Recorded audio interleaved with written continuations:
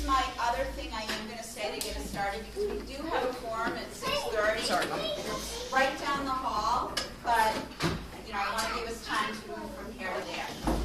So what I am going to ask tonight is that for a lot of the conversations, if we can keep them short, efficient, and hold the questions off, maybe even if people want to come to the forum, and we can talk about questions there if we feel like we need to follow up. And if it looks like a conversation is going on, I may cut it off. Just, we got to get to a vote tonight. So that's my goal, get us to a vote. So the first thing I want to do is ask for a motion to approve the minutes from March 26th, 2019. And a second? Second. All in favor? Next thing on the agenda is an update on the central office administration cost comparison. Yeah, that's live. He's got it. Any award for Greece?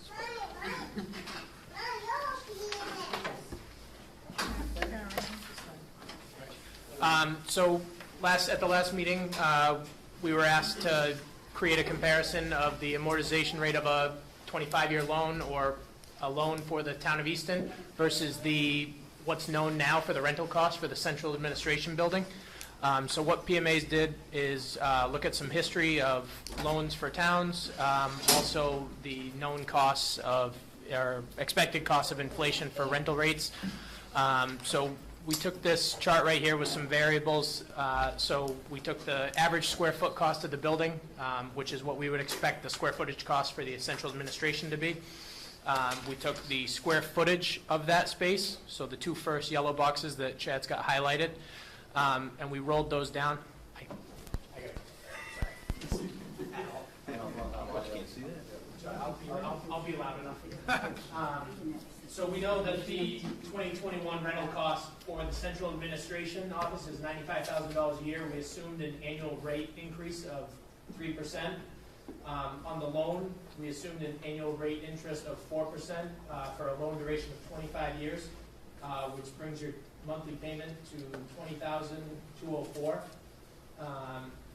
From this information, we're able to calculate a graph, and these yellow boxes are interchangeable. We can put in the information that we would expect. So if anyone's got better ideas on these numbers. But what you can see on the graph is that if you were to take those standards that we put in initially, from 2021, your rental rate or cost of rental doesn't cross over until year 2056, so about 20. I don't have it on that screen, but yes. Yeah. So about 25 years after is when your rental rate, assuming those, crosses over and becomes more expensive. That doesn't factor in the fact that you are not maintaining your rental, and that would be on the landlord as the tenant. And you would have costs for maintenance of the building, you'd have costs for potential staff increases, you'd have other costs that can't really be assumed at this time. So this is just a straight comparison on what PMA can come up with. But we wanted to make sure everyone understood where that rental rate point crosses. Yeah. So the important thing here, the top bar, the orange bar, that goes up steadily, that's your cost of borrowing to put the addition or the additional space onto the building or central offices in the building at the loan term rate that we saw. And then the yellow kind of sweeping bars, the rental rate, assuming a 3% annual increase. So the important data point there is where the two bars actually cross. That's your point when you're break even. What was that amount again? First amount was 70 debt service. You just said here, total amount was $3.8 million, and right now we're showing that at 4% over 25 years. What was that monthly or annual? And monthly is $20,200, so A annual month? $240. Okay. You got interest in there, right? There's 4%. 4%? That's on the loan, it's 3% on the annual rate increase for rental. Conservative, I believe. I mean, I don't know. You got 1 year leases, is that what you have? 3. 3. So So is it 3% a year in the lease currently? No. So that, I would say this is, We can adjust these if we yep, want to mess. yeah, we can mess around, we can bring it to 1% and show you that rental rate increase. It pushes the graph out if the rental rate cost goes down So that means that instead of being, 25 years, it could be Yeah. 30 years, 40 years. well, That rental is. 2056 is 35, you said? That's 35? starting at 2021 and going to 2056, so Right. yeah, 35. So it could push it out quite a bit more. So, do we need to make a decision at this point based on this information on the admin space? Is that, are you looking for a recommendation at this point in terms of moving forward on designs? If the committee feels comfortable with the information we've provided and feels like this is sufficient to go one way or the other, we're more than happy with that. So one item I'll add to that, the MSBA at this point is very easy to put that space in. If we were to try to do this as schematic design, it's going to be a lot more challenging. So maybe leave it in for now and then pull it out. Pull out. Okay. Does that make sense to everybody for now? To leave it in for now and then pull it out? I'm looking at this number and it doesn't seem, I don't know, financially. Sorry to interrupt. Wouldn't this be voted on separately anyway? No. By the town people? No, it wouldn't be voted on separately. It gets included in the cost of, correct me if I'm wrong, it gets included in the cost of the building, it doesn't get reimbursed. No, I understand that, but because it's not part of the elementary school per se, They may require. it's all one vote, it's not a separate warrant article? Yeah, generally the central offices have been the one exception the MSBA has allowed in our experience. Oh, okay. Technically, by the book, it would be a separate vote, but this one item they have been allowing as part of the school projects because it is so closely related to the project. But that means you would put this before the town without saying that it could be opted out? We'll know before this, way Okay. before this goes before the town, what we decided to do. We're just talking, I think, for the immediate, for the submission, for the May submission. Do we want to keep the option to hold admin space in our plans? And I think what I'm hearing is, doesn't hurt to keep it in right now. We can pull it out in schematic as we move through that. Right. Which would happen before it goes to. Oh, way before, yeah, yes. So this is basically just reserving our option to Yeah. keep this in as we move through schematic design, and if it bears out that the number of it is Right. so many decades out before we achieve a cost break, then we can pull it. So if we eliminate, we can't add it, It would be very difficult. so it would be not prudent.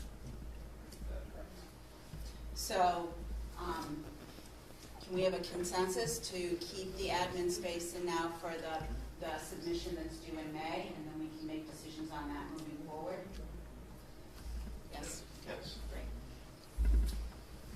Okay. Traffic study updates.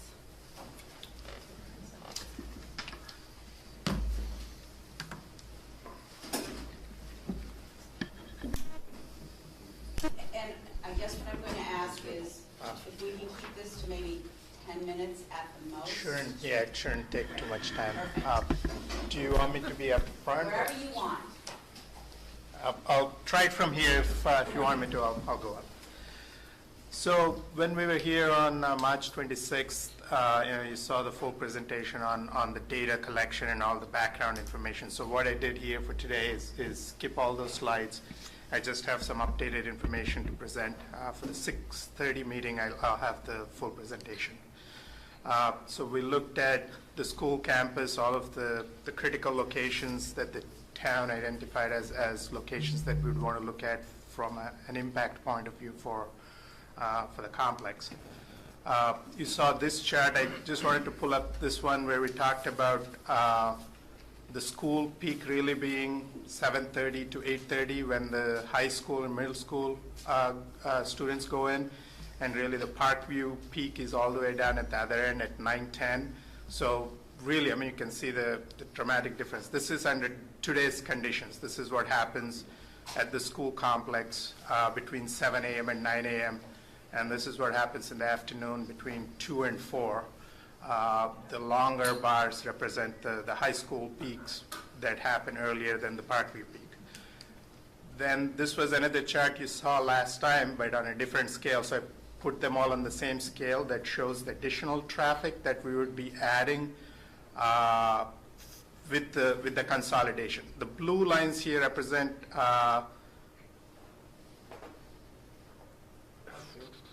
the blue is Parkview. See here is again still the school peak, and then this is the Parkview peak. But what we are adding are the green bars. So that represents the Central School and Morrow Hall numbers represent the green bars on all these lines. So what we are really adding is that green portion of those bars. Green and the light blue, right? Light blue is existing Parkview. So we just wanted to show what Parkview is already generating out there. So it's only the green. The light blue and the dark blue already exist, and we would be adding the green on top. And as you can see, you're really not getting anywhere close to the impacts that you have with the consolidated school that you currently have with the high school. So you're still outside of those peaks. Afternoon, it changes a little bit, and that's primarily because the high school numbers are not as high. A lot of students tend to stay back, and so the dismissal or the students leave on a staggered schedule in the afternoons than when they come in the morning. But still, you see that the Parkview numbers are still below the high school, middle school numbers. So there is a new concept plan, and I'm sure Perkins Eastman will go into detail as part of the site discussion. But this is a modified site layout that we have looked at since the last presentation here on March 26th. And the biggest difference that you have here is that connection, a new connection that would go from Columbus Ave to Lothrop Street. In a sense, that's actually a key factor to help improve the traffic operations. Today, if what you have for Parkview is that most of the traffic uses Spooner Street. There is access through the middle school parking lot to Columbus under current conditions, but it's not convenient. But what this plan does is, in addition to opening that up, you're able to actually disperse traffic both to the north and south. So instead of everyone coming out of Spooner Street, you distribute the traffic over multiple intersections. So that takes that small bar that you have during the Parkview peak, and then it spreads it out over multiple directions. So that's what helps ease a lot of the congestion. And I have some charts after this that will show you how the results compare. But I would say that this blue bar helps manage the peak traffic flow associated with Parkview. So based on the slide you showed before, the combined traffic that we would see later in the morning and even later in the afternoon at no point is more traffic than what we already experience from Auburn High School on this campus, and that does not necessarily adjust for the fact that it would be being spread out through more streets. That is correct. And this doesn't obviously assume all of the changes that you might have to make in terms of, direction or flow or anything else. Is it? I mean, this is just one option, assuming that, you still might have to do some stuff to tweak the traffic on Lothrop or on, right? Smaller thing, right. I mean, this probably provides the biggest benefit in terms of spreading the traffic in multiple directions, and then there are other things with signage and operational changes that are relatively small. And even with this as kind of a big move, there are a lot of variations in the way you might manage it. What's one way, two way, what's open all the time versus time.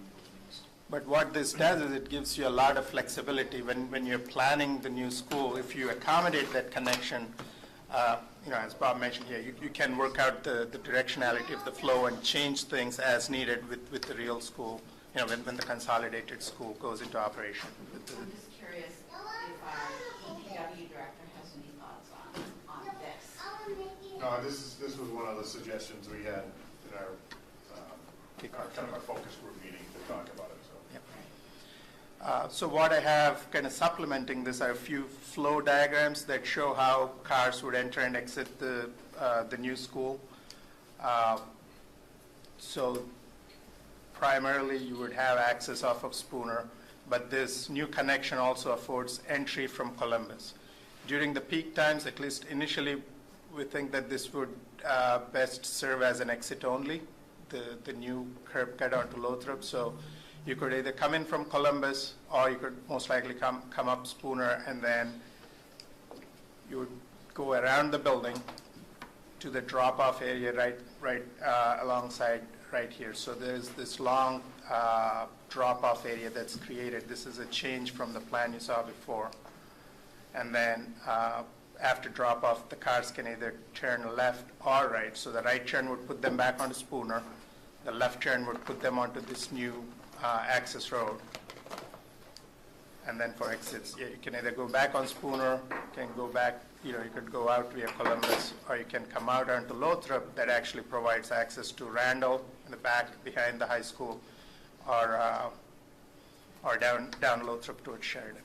So this actually opens up, even though we're saying it's 3 access points, you can actually go all the way back to Randall. So you actually have access egress via 4 different points from the new school, which helps. Worth pointing out that the combined total of car queues that were tabulated is in the range of 75 cars. That's right. On all the different sites. This will fit in the drive from Spooner around the school about 140. So at no point in time will there be a need for cars to stack on Spooner, which is a big issue today when cars, parents park on street and walk to the school. That can be fully eliminated. So this would, despite centralization of schools, in theory, be an improvement. Operationally, this would be a much better traffic flow, both for Spooner as well as the entire school complex, just by way of this new connection that we're building. What I showed you was for parent vehicles that are coming in and leaving. For buses, the drop-off would be different. It would be separated from parent vehicles. So they would go down Spooner, straight down this new roadway geometry, turn around, and then come to the front of the school on the other side of the island. So parent drop-off is on the left side of this island, and bus drop-off is on the right side of the island. And then the buses would leave via Spooner. And then having this access road for the larger school complex, you'll see that we are maintaining this connection down into the middle school parking lot that did not show up on some of the previous iterations. So we are restoring that connection. So parents that come in today to go to the middle school parking lot will be able to do so in the future with this new geometry. But in addition, in the morning during the peak time when the high school, middle school peak, which is the real peak for the school complex, majority of the cars are coming around, the buses are coming around, they're all dropping off on this side. The only exit for those vehicles today, because there are sawhorses here that are blocking off access to the middle school parking lot, all those vehicles are going down Columbus today. And what this new connection affords those vehicles is an opportunity to not only go down Columbus, but they can come down and go down Spooner, or they can come out of the new connection onto Lothrop, which you cannot do today because of a lack of that connection. One problem with that I see from my perspective, because I live right there, is that when those cars come around, on Spooner Street's going to be getting the bulk of the traffic throughout the morning. So what that does is actually extend the time that the traffic will be going down Spooner Street if it's coming from the high school and the middle school. I'll be getting more traffic on Spooner Street.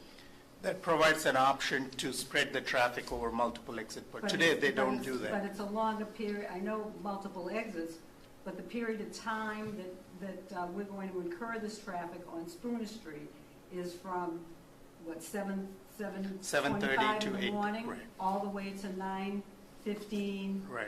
And so that's extending it quite a bit longer on Spooner Street. That options extends it for a longer period of time, and more cars will be at the Parkview School, because last week you said 65% of the people say they would put their kids on bus, but 55% only do. And you're adding 500 more kids, not you, but 500 more kids are coming up there. The high school is so full because they allow students to park, to drive to school. So if you allow it, then you're going to have the traffic. So one thing I do want to point out, this connection, as I mentioned, it opens up possibilities. But today, as you currently block off the parking lot for the middle school parking lot with the sawhorses, if this poses a concern, for example, for Spooner Street, you could not allow that left turn and only allow cars to come out onto Lothrop. Or if access to this new roadway is a problem for the high school peak for the reasons you mentioned, you can eliminate the right turn right up here at Columbus so people will continue doing what they're doing today.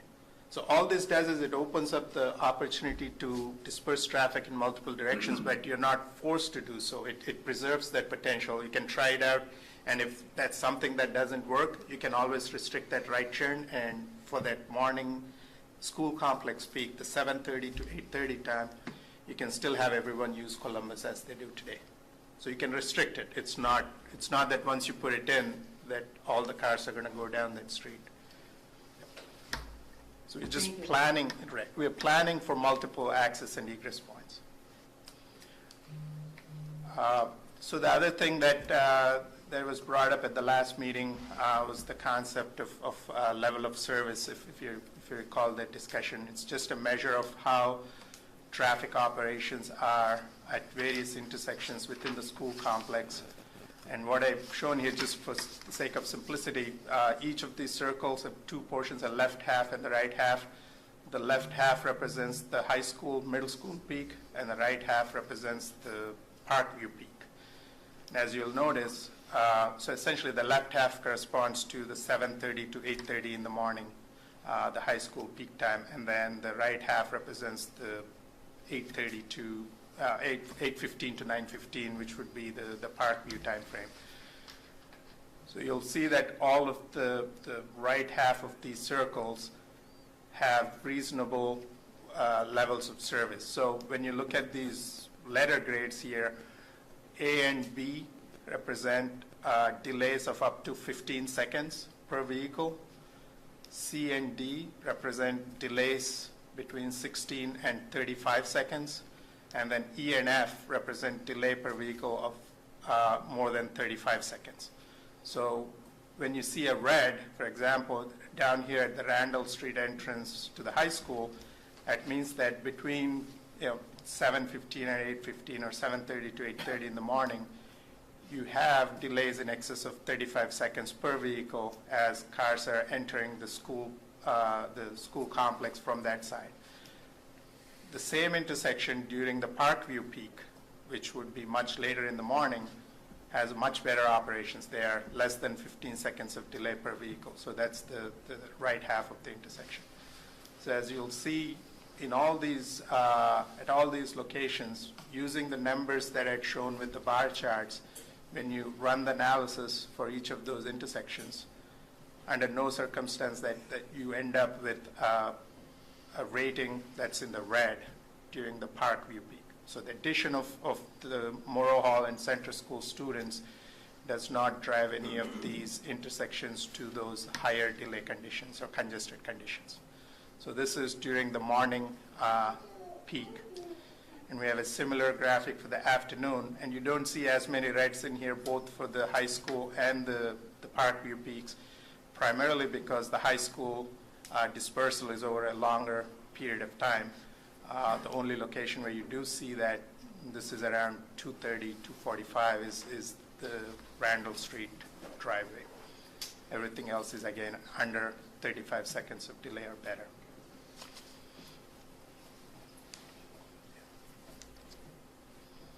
So one of the things we looked at, I'll leave with this last slide here. One of the intersections that does have a pretty congested operations is this intersection of the Richardson Olmsted Driveway, and that's primarily because all of the cars for that school go in and out of this single entrance that are coming in for the drop-off and pickup. And that's that red half you see there. One of the opportunities that you have with this new access road is the potential to connect to it. And we haven't looked at it in a lot of detail. But what this does is, in addition to just having all of the cars go in and out of this single driveway, I mean, we'll need to look at the drop-off circulation pattern within the parking lot, but there is a way to improve that condition by opening up access to this new roadway that if it were to go in, would again help disperse the traffic in different directions and help ease some of that congestion.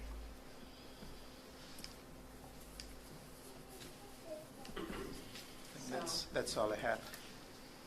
Obviously, this isn't, we're not going to solve everything tonight, so I guess I wonder if there are any quick questions or comments, and this will just continue to be explored and worked on as we move forward. I'm kind of looking to you guys for feedback on that. Yep, so,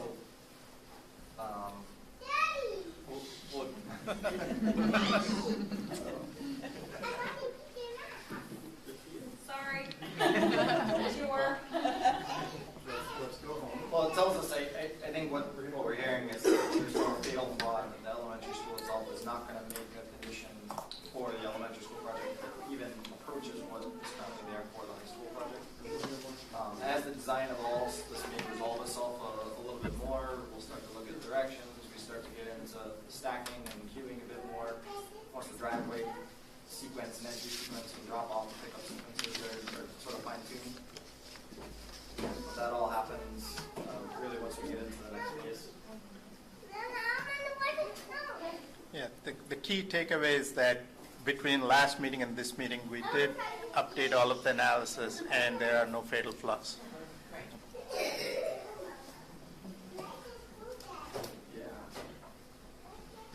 Okay. Next, the phase 2 study of Parkview.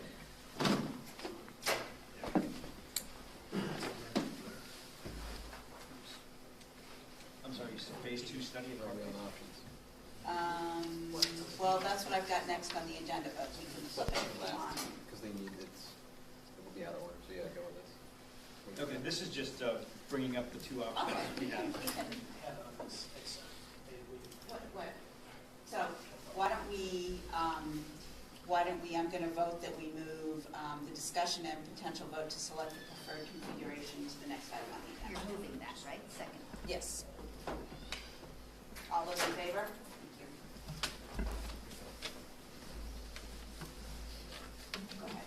Sorry.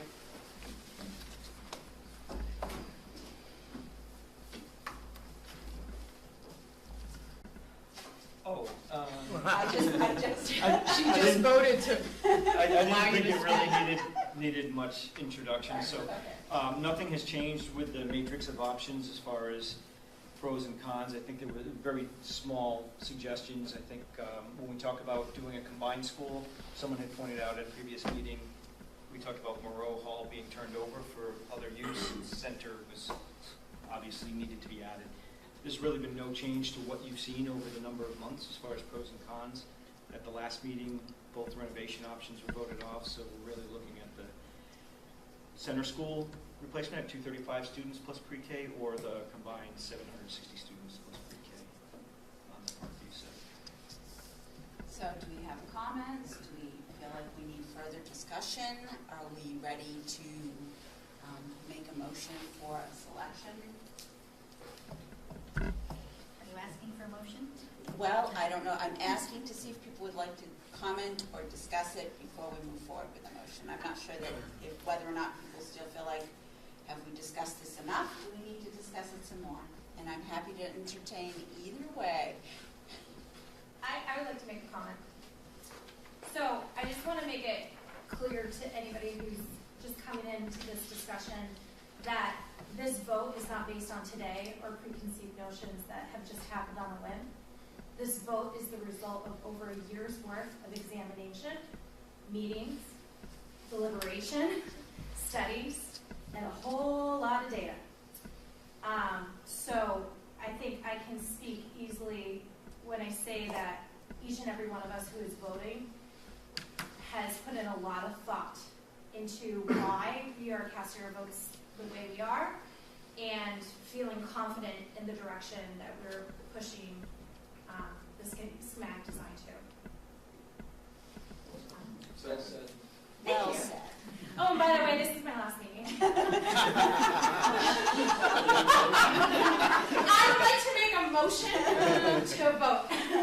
No, make the motion. I know, I don't want to cut anybody else off. Is there any other comments or feedback before we entertain that motion? I'm so excited.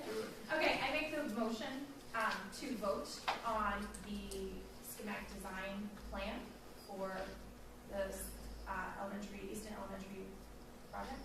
Did I phrase that well? It's preferred design. Preferred design. Oh, which one? Yeah. Okay, It's all on you now, Betty. new at Parkview. DW4. Second. Yes. One word, equity. Yeah. All those in favor? Good.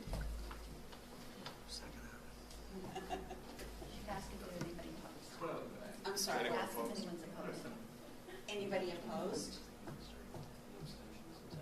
Any abstentions? No, I think we all voted. All right. Great.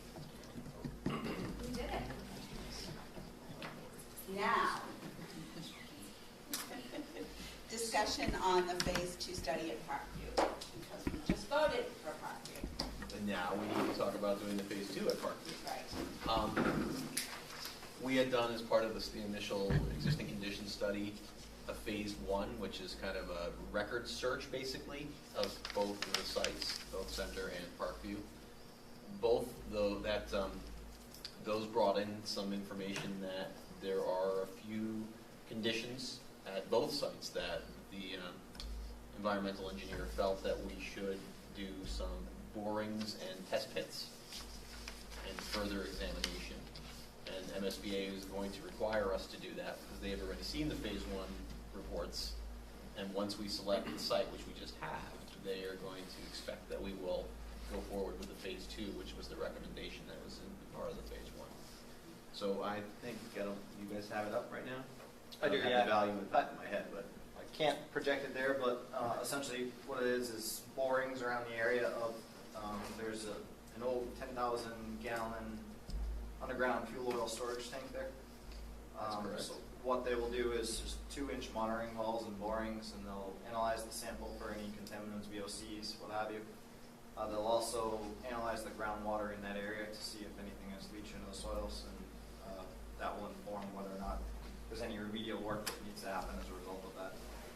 It is common anytime we find an underground storage tank, it gets tested. You can't send contaminated soil off to another site or reuse it on the existing site. So that's really the purpose of it, is that MSBA is trying to make sure that if there is something here, that we've uncovered it, and that we know if there's a cost there, that we capture that cost when they move into schematic design.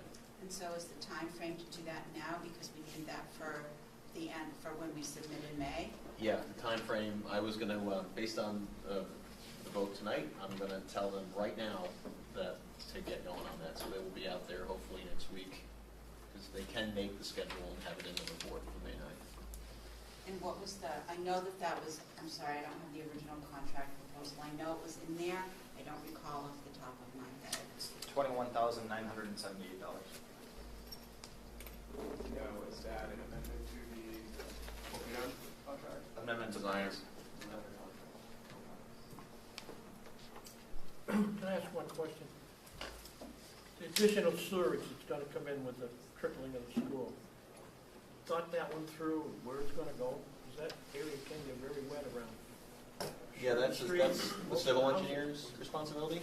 Well, And the civil engineer, it's not this person. I mean, they're gonna look at that, because Sheridan Street houses were getting very wet when the other two schools went in. Yep.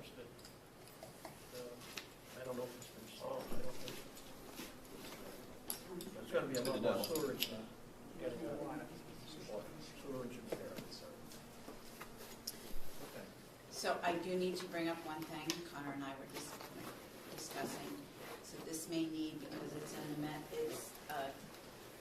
amendment to the original contract for the design, that we may need the BOS approval on this.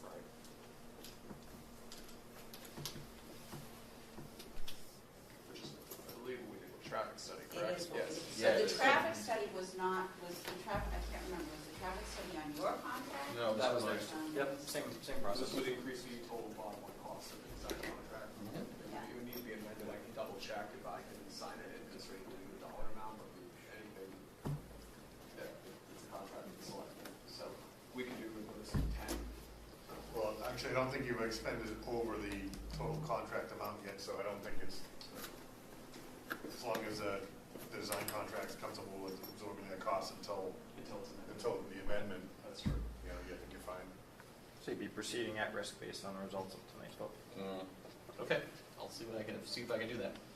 I just want to make sure you're. Oh, he's the one proceeding at risk. Okay. He's fine. I'm fine with it. Connor, when would the next board? April 29th. April 29th. So that's 2 weeks from Monday. So Okay, I'm gonna get them going because we need it in there. we'll get it on there. And we'll get that over to you.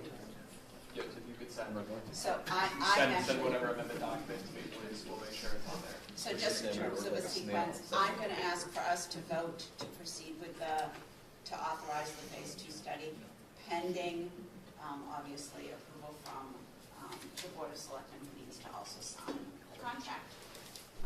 So may I have a, so moved? Can I have a Yes, so second? moved. Yes. Second.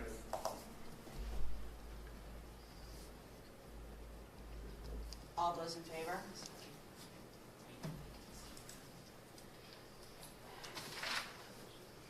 Okay. Do we want to you've got like, Patrick, how long does it take for you to do the sales force? So like 5 minutes? Okay. So Patrick's going to give us a quick, we had talked about this over a month ago now. So I just want to kind of get us agreeing that we can keep moving on it. This is the Salesforce presentation that we discussed in terms of more current way to reach out to the community.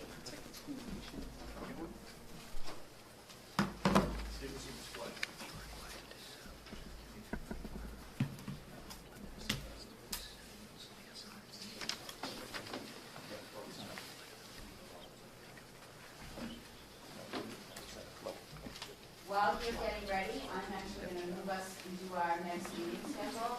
When are we going to meet our next meeting, guys? Walter? Sorry. Next meeting? It's just not in your contract yet. So it's in the budget. We just need to put Next meeting? Yeah. We were thinking, so the submission's going in May 8th, correct? Yeah. We were thinking the week of May 1st. Or that, is May 1st a Wednesday? it is. I can do that. I think there's a finance committee meeting first that I will likely need to be at. It's just me. You're just looking to certify this vote, right? Yeah, it would be the certification of the, same as the last submission, the submission of the PSR. So we know Connor can't be there. Who else couldn't be here? Ann can't be here on the 1st. We need to, how about, could people do the 2nd of May? I can't do That May, okay. Sorry. I can't do the week that week. So, You can't- but nothing don't worry. that- Don't want me able to run also.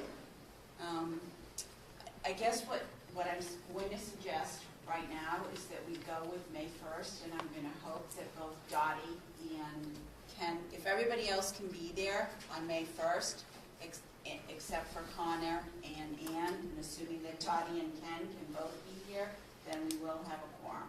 So I will put out an email to the full group confirming the 1st, and if the 1st doesn't work, then Dr. Cabral, is it okay if I ask Lynn to try and coordinate something? Okay. What time? Let's do our usual time, which is 6, I believe. Yep. And we'll do it at Richardson All right. Homestead. Okay. So it's not reading the display and then the Okay. projector shut off. Okay. So Okay. we'll take it at a different time, I guess. Okay, May 1st. May 1st it is. Okay. Any other comments, questions, items for this evening's meeting? Was there anything else on the, Nothing else, I just went through everything. yeah? So as part of that submission that goes in on May 8th, we have to do what's called the local actions and approval certification again. Same document we did at PEP. It requires the signature of the school committee chair. I don't know if that's something that needs to be placed on their agenda right around that time as well. Yes, it will. And if it's May 1st, will it be before? Okay, here's my questions. Do you need the certification before the 23rd of April or after the 23rd of April? Does it matter?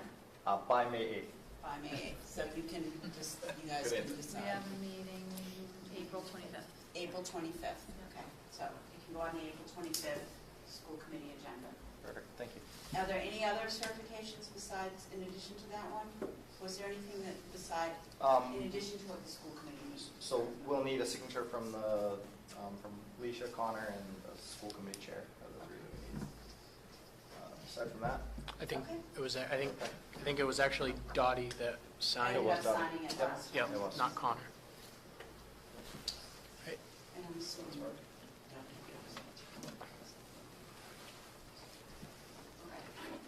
Okay.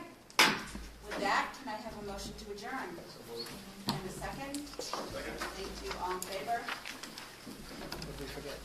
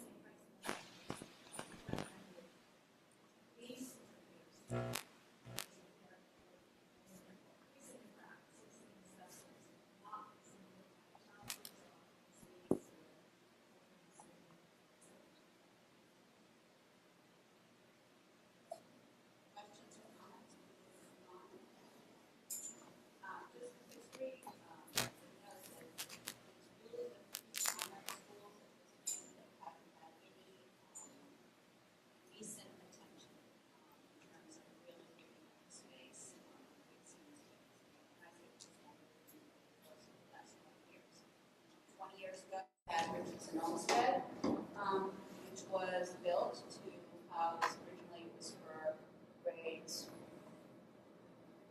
I think, 4, 5, and 6. But now Richardson Olmsted is 3, 4, and 5.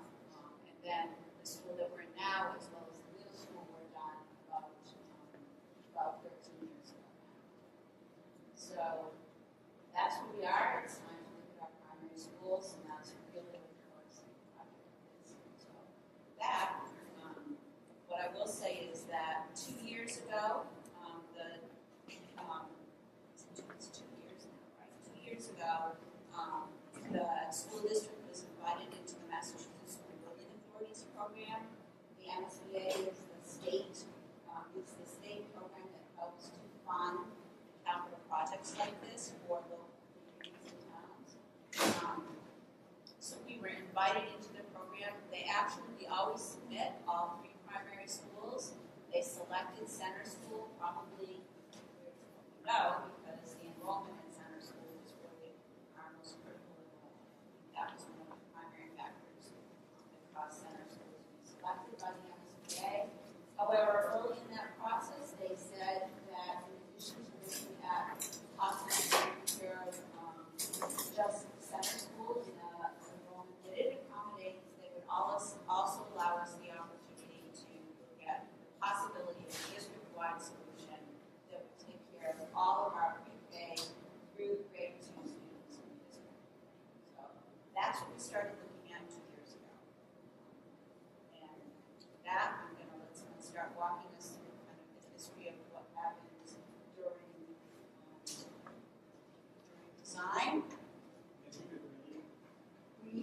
Brief and informal, for the sake of maybe we'll much later in the conversation.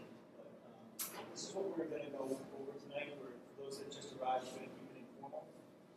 Shout out, disrupt, applaud at any moment, or throw tomatoes, whatever suits your needs. So I think big picture, as far as the design team is concerned, the process has been really a full year, approaching a full year, or turning a full year of what the MSBA calls basically the feasibility study, as well as the schematic design.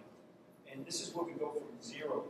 We didn't know anything about Easton. We got to know the community. We focused heavily on your facilities and how they work, educationally, what you're doing in your schools, what the future of education is. We try to marry that with vision, so we went through a whole visioning process to come up with a program. We've explored a number of options, and most of you, all of you probably know, we're looking at just replacement of the center school, or the possibility of combining all 3 K2 schools. That was something that the state had actually put on the table for the district to study. We also looked at the cost of just repairing the facilities. So we're trying to get a complete picture of what does Easton want to do? What happens if we just repair the facilities? It certainly doesn't meet the education goals. What happens if you just renovate or replace the center school, or what happens if we combine them? So we've gone through a number of options, and just tonight we've come through the phase of evaluating, assessing costs, putting a lot of scrutiny to everything that's been developed, and what's been settled on is the combined school option on the Park View site. And there are a number of reasons for that we'll go into probably a little bit. But I guess big picture, as we study just doing the center school, the combined school option, one of the biggest concerns with only addressing one school now is that it really creates inequity for those that are in the other 2 schools for at least a decade, because it takes a while to go through the MSBA process, the pipeline, or even if you were to do it on your own, it takes a while to go through the entire design. That was one of the big issues. The other thing that proved out was that costs, as far as looking at the big picture, it costs more to work on the schools individually over time than it does to solve the rest of the schools all at once. I would also say, lastly, there are a number of educational benefits that were uncovered throughout the process in the combined schools. So some of you may not know this, but for a student maybe that's receiving special education services, they may have to go to a school that's not in their neighborhood. They may only need those services for a couple of years. So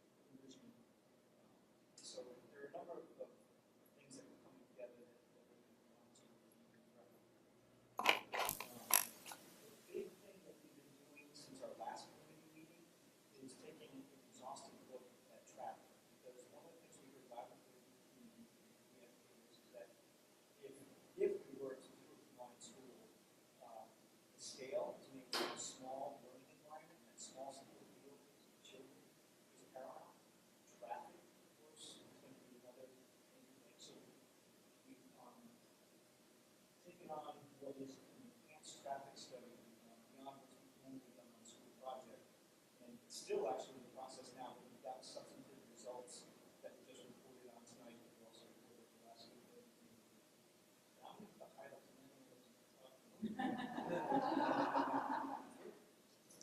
so that's one big thing. Another big thing that came up was it makes sense at the very least to look at central admin. So right now, central admin space is rented. It's county property. So that's costs a certain amount of money over time. So one of the things that we're exploring right now, there's no decision on this yet, is does it make sense to maybe address it to that administration as part of the project? Just a budding idea right now, so that's got to be. So one of the things that just that happens very early on as we move from eligibility into feasibility is the MSBA did give us a projected reimbursement rate, and they projected that the reimbursement rate was 52.26% of eligible costs. And what that means is that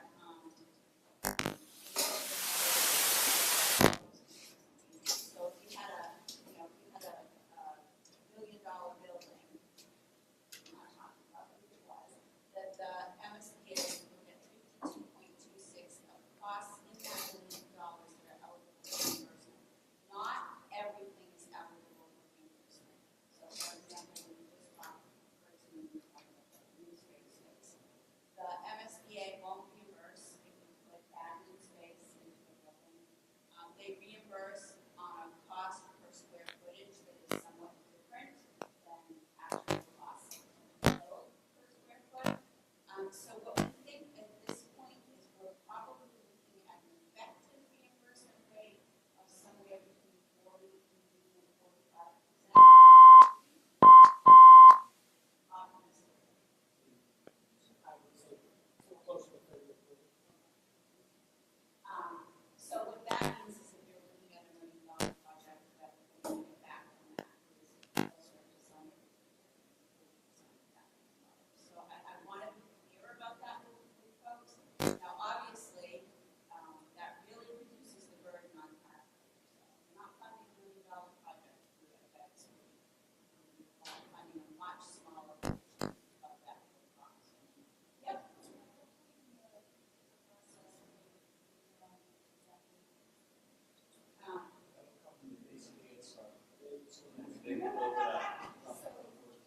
The budget is locked in at the end of the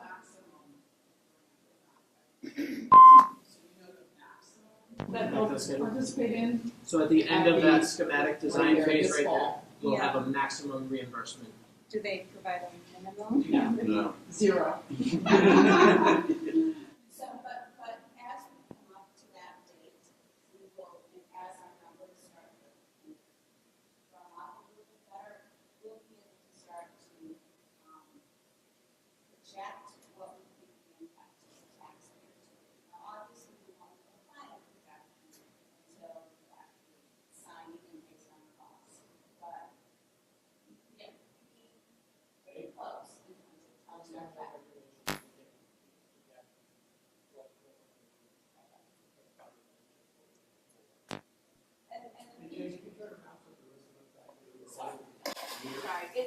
We started with a much smaller group, so we've trying to keep it informal. So originally, I think I just totally lost my train of thought. So we should know by like the September, October timeframe. August. So we can fairly accurately project the grant amount, the maximum grant amount. Would be our latest projection that we ran was around $30 million from the state.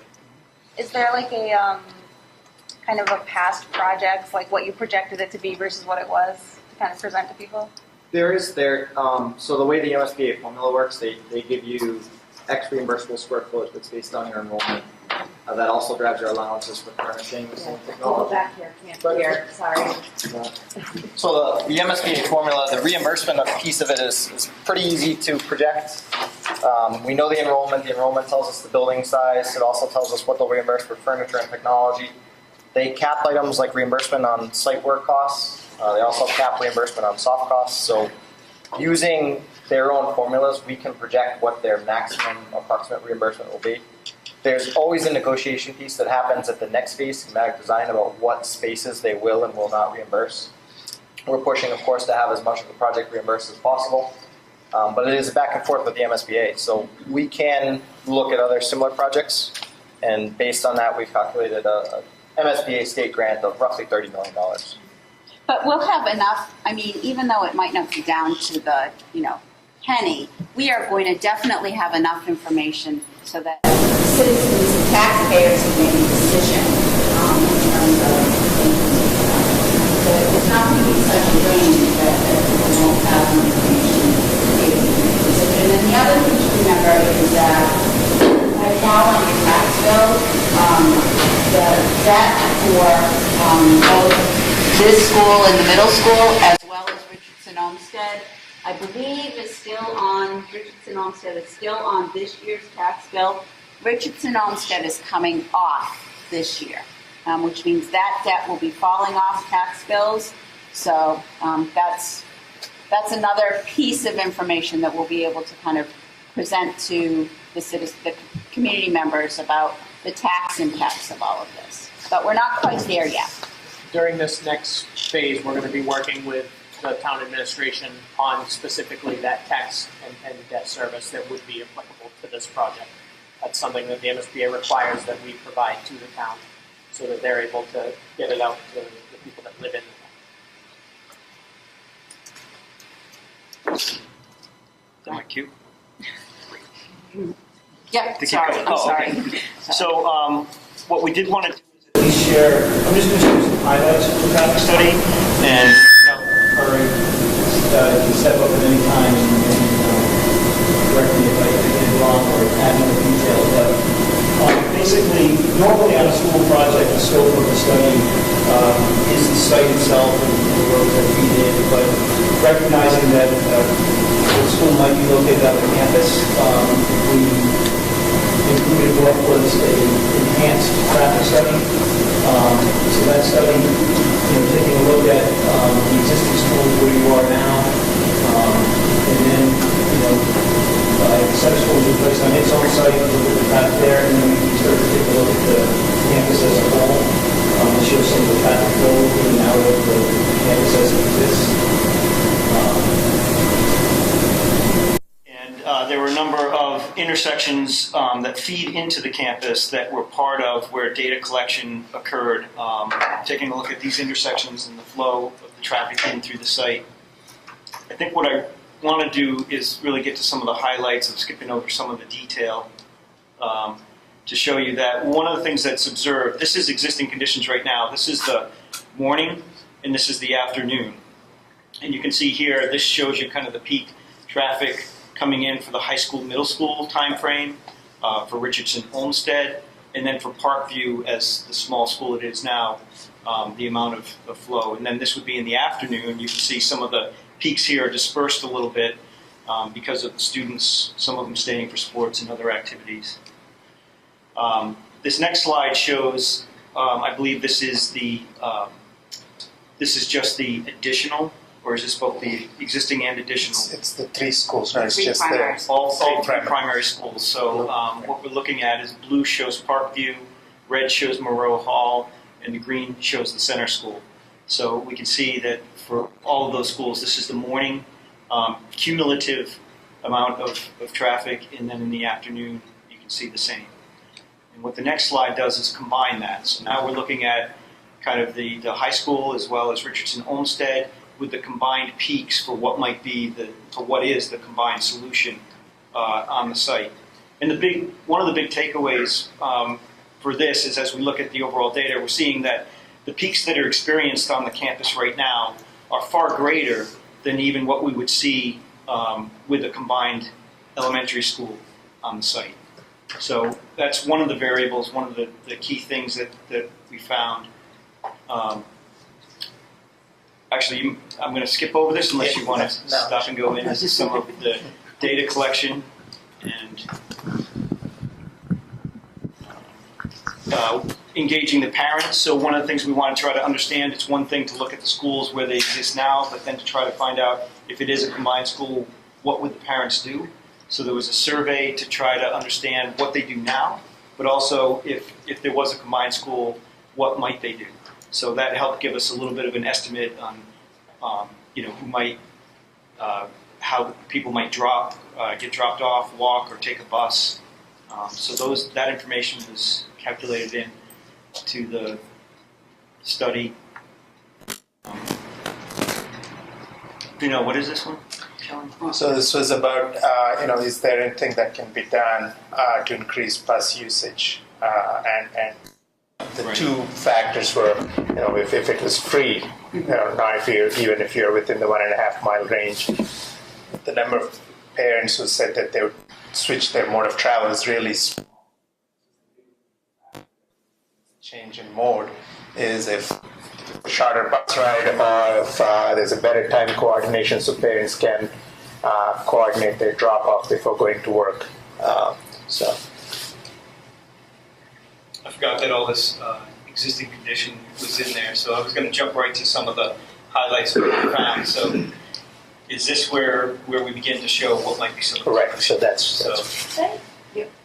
I don't know if I just missed it.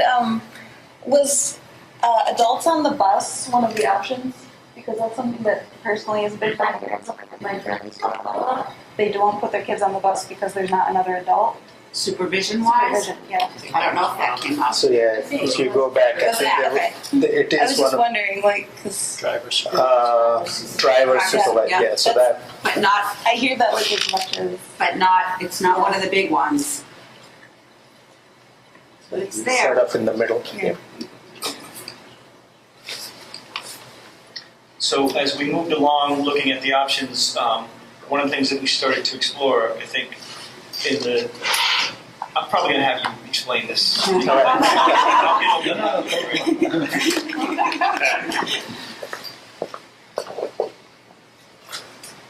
Just talk about.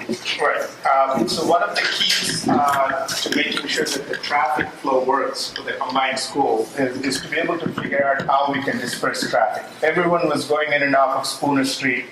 That obviously would put a lot of load on Spooner Street. And currently you already have parents who are parking on the street and walking in to get the students in the afternoon, and in the mornings they come in and then they're waiting on the street before the drop-off begins. And a lot of congestion happens today on Spooner Street. The new site layout that you see here, and again we went through several iterations, but the plan that you have in front of you today addresses a lot of the concerns associated with congestion, queuing, stacking lengths, so how many cars can you stack before it spills out onto the public streets, delays, how long do people have to wait at intersections to get in and out through those intersections, coming to school or leaving in the afternoon. So one of the key solutions that has come out as part of the site design and site evaluation process is this potential for a new roadway that connects Columbus Avenue to Lothrop Street. Today, if you're coming off of Sheridan, if you're going to the middle school parking lot, you would come up Columbus Avenue and then you use the middle school parking lot, and either you go back on Columbus or you come down Spooner. If you're going to Parkview, that's located on Spooner, primarily everyone uses Spooner Street. If you're going to the high school, obviously you would go up, most of the traffic goes up Lothrop, and then there are some cars that come in from the back of Randall Street. What's missing is an internal roadway so that you reduce the traffic congestion on some of the public streets. And what this plan does is connects Columbus Avenue to Lothrop Street, and you'll see some of the flow arrows of how traffic can circulate through the campus with this plan. So with the new school, the consolidated school, which will be located right here, backing around to Lothrop Street, parents that come in to drop off come down Spooner Street and then turn into the school driveway. And what that provides is actually a very long stacking distance. Currently, you don't have this. All parents essentially use Spooner Street for staging, drop off and pick up as they wait for the students to go in and out. How many cars can that stacking? I believe, Yeah, so right now, what was observed is the combined total from all three individual schools is in the neighborhood of 75 cars. And what we can fit through this stacking around the building is 140. So it more than achieves the cumulative stacking that exists at all the schools now. It provides almost double. and what that means is that those cars are no longer going to spill out onto Spooner Street, and obviously the effects that you have on Sheridan, and then Spooner and Columbus and Lothrop, all of these streets going out onto Center Street, and the congestion that you see there, you won't see that as far as Parkview is concerned in terms of the plan that you're seeing right now. So the circulation goes clockwise around the new building. Only because I know it and it's not showing there. Can you show where the front door is and where the parents would drop? Sure. It's not indicated, and it's probably worth pointing out to those that aren't familiar with the floor plan. So the majority of the approach is on this side of the building, and what we've got are, the school is organized, we'll get into this later, but as pre-K, this is all 1 story, and then K to 2, which is 2 story. 1 to 2. 1 to 2, thank you. The main entry for grade 1 to 2 is right here with the administration, and then for the pre-K is over in this corner. So this is really the front of your building, and we're trying to get both buses and cars separated, but also at the front doors of both kind of parts of the building. Thank you. Can you said double the car stacking? Is that in comparison to RO or RO and OA in the middle, like all added together, or? It's actually Monroe Hall, Parkview, in the center school right now. So for this so you're site saying here, that's double the combined Okay. pre-K to 2. It's, There's just a lot of complaints about RO and the car stacking there. Right. So I was wondering, are we gaining from that experience to not have the same problem? yeah, and remember, one of the key things here is that the solutions here, some of what was pointing out, provide relief for the other time frames. So we have the high school and RO and the elementary school all on kind of a different time frame, so it's never combined. So right now we're just talking about the time frame for the pre-K to 2, but we'll get into some of the. But one of the things you did just talk about earlier is there's a potential for this particular roadway to perhaps provide some relief to what some of the issues are on other parts of the campus, particularly at Richardson Olmsted, because we know that that's a problem. And I also want to remind folks, this isn't the end. This is just us still kind of concepts, right? Thank you. Could you walk through a little bit of what the other parts of the drawing are, like not the school building, but like above that, like? So this piece right here? Yeah, that's like, I'm assuming that's like where all the wooded area is now? No, that's actually the parking lot for Parkview. Right, The parking lot's right here today. And if we have the graphic, we can go back. That dotted line is the existing school. Okay. In front of it, right? Okay, thank you. So yeah, we'll go back to an existing conditions graphic so you can get an understanding of where things are. But this is not the wooded area. The wooded area is out here, and that's still wooded. All of this is wooded that you see here in the back. This is the existing parking lot for Parkview. The plan here is to take Spooner Street and go to the back side of that parking lot and come back so that you could create the green space and the athletic area that you would need connected to the school, so you don't have cars cutting right through the middle as it does. I was mostly just curious of how much less green space would be. I think it's probably worth noting the new footprint, that white footprint, is where the fields currently are, just north of Lothrop.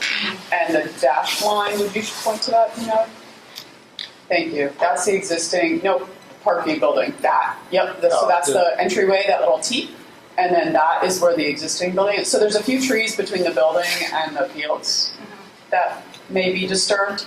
And then along the now pedestrian path, along where basically that comes north to south, parallel to So the proposed the building new school would be in the area of the field. where the fields are. That's correct. Between the existing Parkview and the fields. Yep, there's sort of a garden there and a line of trees. Yes. And we will do our best to work with what's Well, that's there kind of what I was and wondering disturb as is little as possible. if that is then going to, if, I know it's just concept, but like the idea is an equivalent of that in the front now, because that really is like, I mean, people who don't go to Parkview, like they utilize that space a lot. And That's the idea. Is because to it's so big, not replicate just that because out like a front. garden exists, but because a garden exists and then there's a giant field, because there's nowhere else to do that. So then what's happening is where the existing Parkview, some of that will become the entry plaza, which is the separation between the bus circulation and the car drop-off circulation. There'll be one softball field, which I think is, we didn't so much talk about that, different than what's out there now. There are two. But in order to get the yellow just south of the softball field is 40,000 plus or minus. That's structured play for the Parkview school. So that's, climbing structures and swing sets, etc.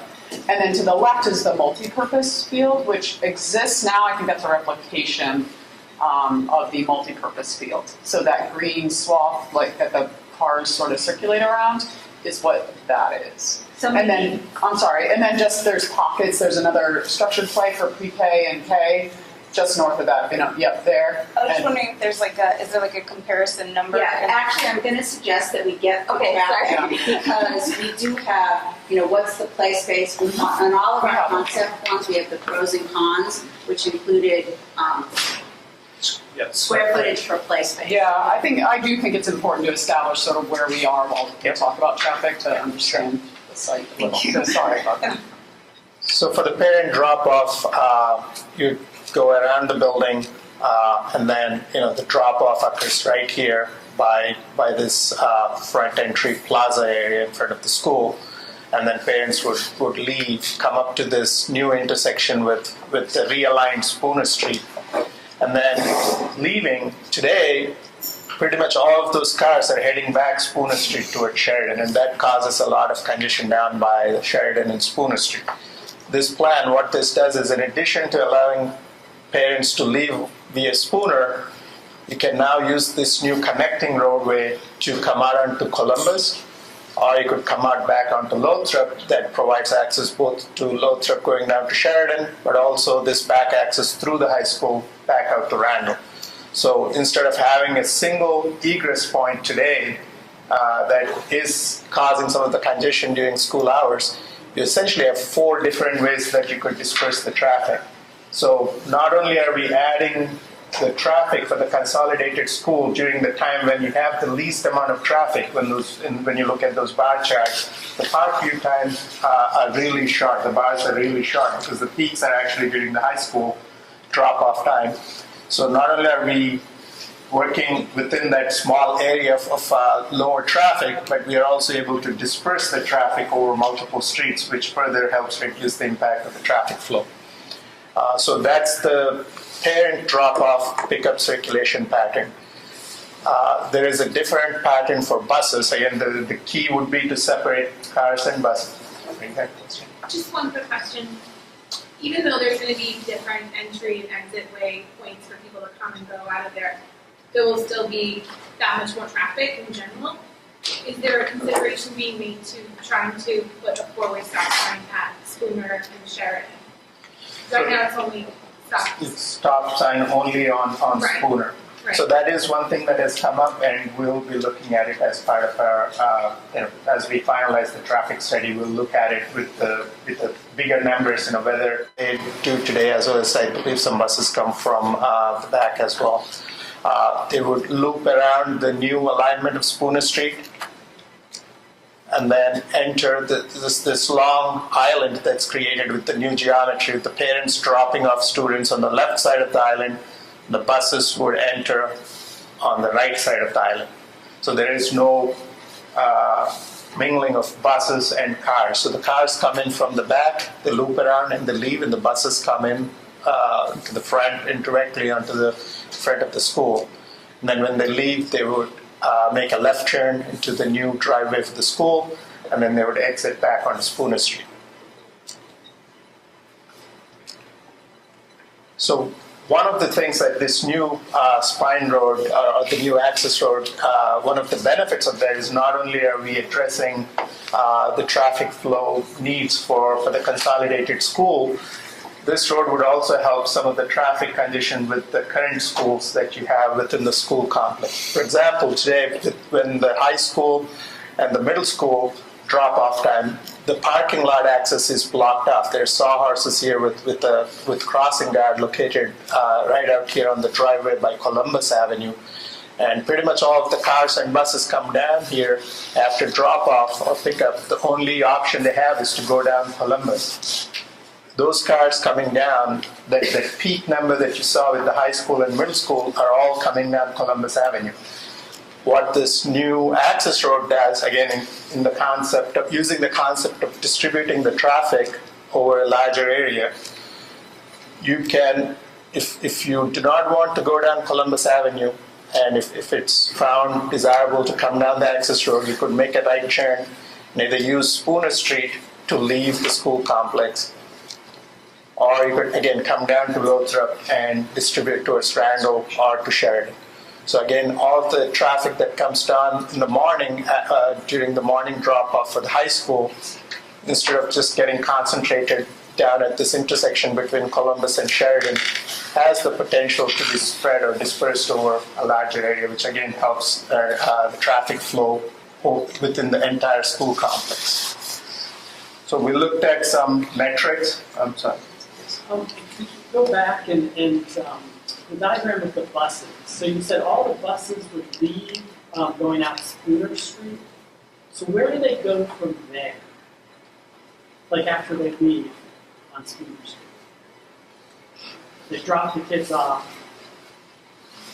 I guess I'm not sure where they stack today after the morning drop-off. We're not talking about changing the staffing location at this point. It's the same look. If they park back here, they would come down Spooner Street and then find their way back to the parking lot behind the middle school. So they have to re-enter the school campus to get to where they park? They could, if needed, they could come down here instead of making a right turn. They could make a left turn and then do this. They can stay entirely within the school campus. This is just a concept to show that they can go back Spooner, but I guess if the destination is the parking lot behind the middle school, and the intent of this new access road is to keep all of the traffic internal, if that's the desire. So they don't have to come out onto Sheridan, they can just use this back road and then go back to the middle school area.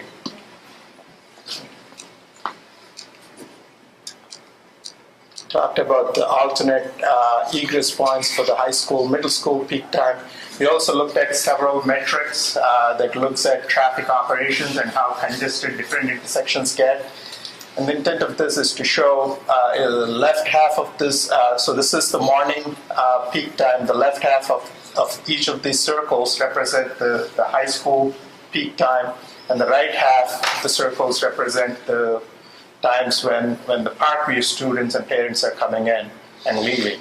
In the morning, you'll see that there are several red circles, which are congested locations. If you look at them as letter grades, A and B represent delay. These are all based on the number of seconds of delay each vehicle encounters as they go through these intersections.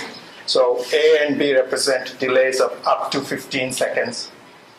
C and D represents delays from 16 to 35 seconds per vehicle, and then E and F represent delays over 35 seconds per vehicle.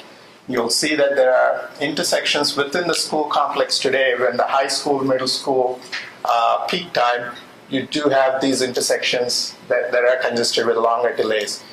But even during those times, the Parkview traffic, when they come in around 8:45 to 9:15, they're not as congested. And under any of these circumstances, you don't see a red color for the Parkview peak, which is one of the key criteria for us to make sure that none of those circles end up in red, because then we would have to figure out ways to mitigate it. And one of the main ways we are able to do that is using that new access road that I showed previously. We'll see a similar graphic for the afternoon dismissal time. You don't see many reds. Actually, the only red time that you see is the high school peak. That's the Randall Street entrance for the high school. But all other locations generally have reasonable operations just because the traffic is more spread out. The high school students stay longer on campus. So the other thing we looked at related to Richardson Olmsted, what this new access road provides for a benefit is the potential to change the circulation pattern for Richardson Olmsted so that instead of having a single driveway for entering, looping around and coming out that causes a lot of congestion on Lothrop, you have the option to connect that parking lot to this new access road. So this is Richardson Olmsted, that's the front parking lot. You could create a new access, which again provides the ability to disperse traffic in different directions and help ease some of the congestion and delays that parents currently encounter as they come in and leave out of the single curb cut you have for Richardson Olmsted. What is, just a quick question, on the direction of the roads, I can't recall that you said, is it two ways all the way around, or is that optional, or? So currently, as the thought process is evolving, currently we're thinking that this new access road that goes north-south would be two-way, but you could limit it to one-way, and I would suggest that it be used as exit only during the school peak times, just so that you can minimize some of the congestion point. The only time you actually need some of that added capacity is for the exiting vehicles, so they're all not stacking up on Spooner. And what about the road that encircles the green space? Is that? This Spooner Street here is two-way. This new access road is two-way. But this loop road that goes around the school building up until this point right here is one-way. So it's only clockwise, the drop-off.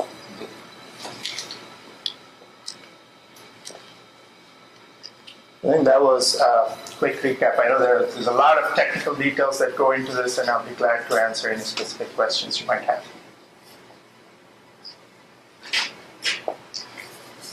Yes? Yes. I think the gym classes that EMS and our OR use that field that would be separated by the new access road there. Would the timing of the traffic for parking interfere with the new elementary school? Would that interfere with using that field? I don't know if we have actually looked at it at that level, but what I can say is that there would be an enhanced crossing. I know it's not detailed enough, but this would be a high visibility treatment, so it would be a raised crosswalk or some feature like that that would help manage traffic flow on this new access roadway. And there are ways to control the use of this road during school hours. I mean, it's on the campus, so I don't know if that will be a public road or if it will just be a driveway.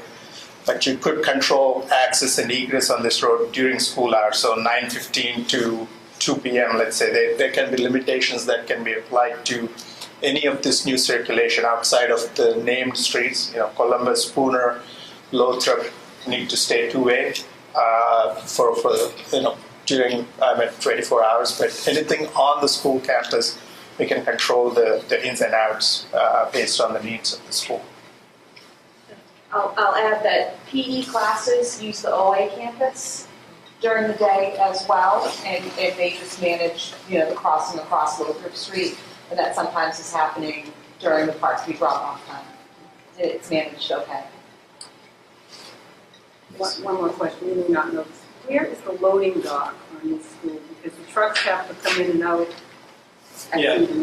So again, everything that we're showing is concept, so the next phase is actually where things get designed and settled. But right now, we have cafeteria and kitchen kind of in the center here.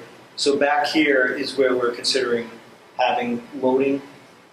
So the idea would be that this part of the road could be for service vehicles. We wouldn't want to cross in front of the school so that we can maintain the students pre-K having access to pre-K level outdoor play, and then the rest of the school having access straight across here, this bus lane is considered, it happens in a number of schools, can be shut down. So it's actually part of the hard surface play and safe crossing for playtime. So yeah, service would come around the back. Because currently, they get serviced oftentimes during the time that the kids are coming in on either by bus or by vehicles, cars.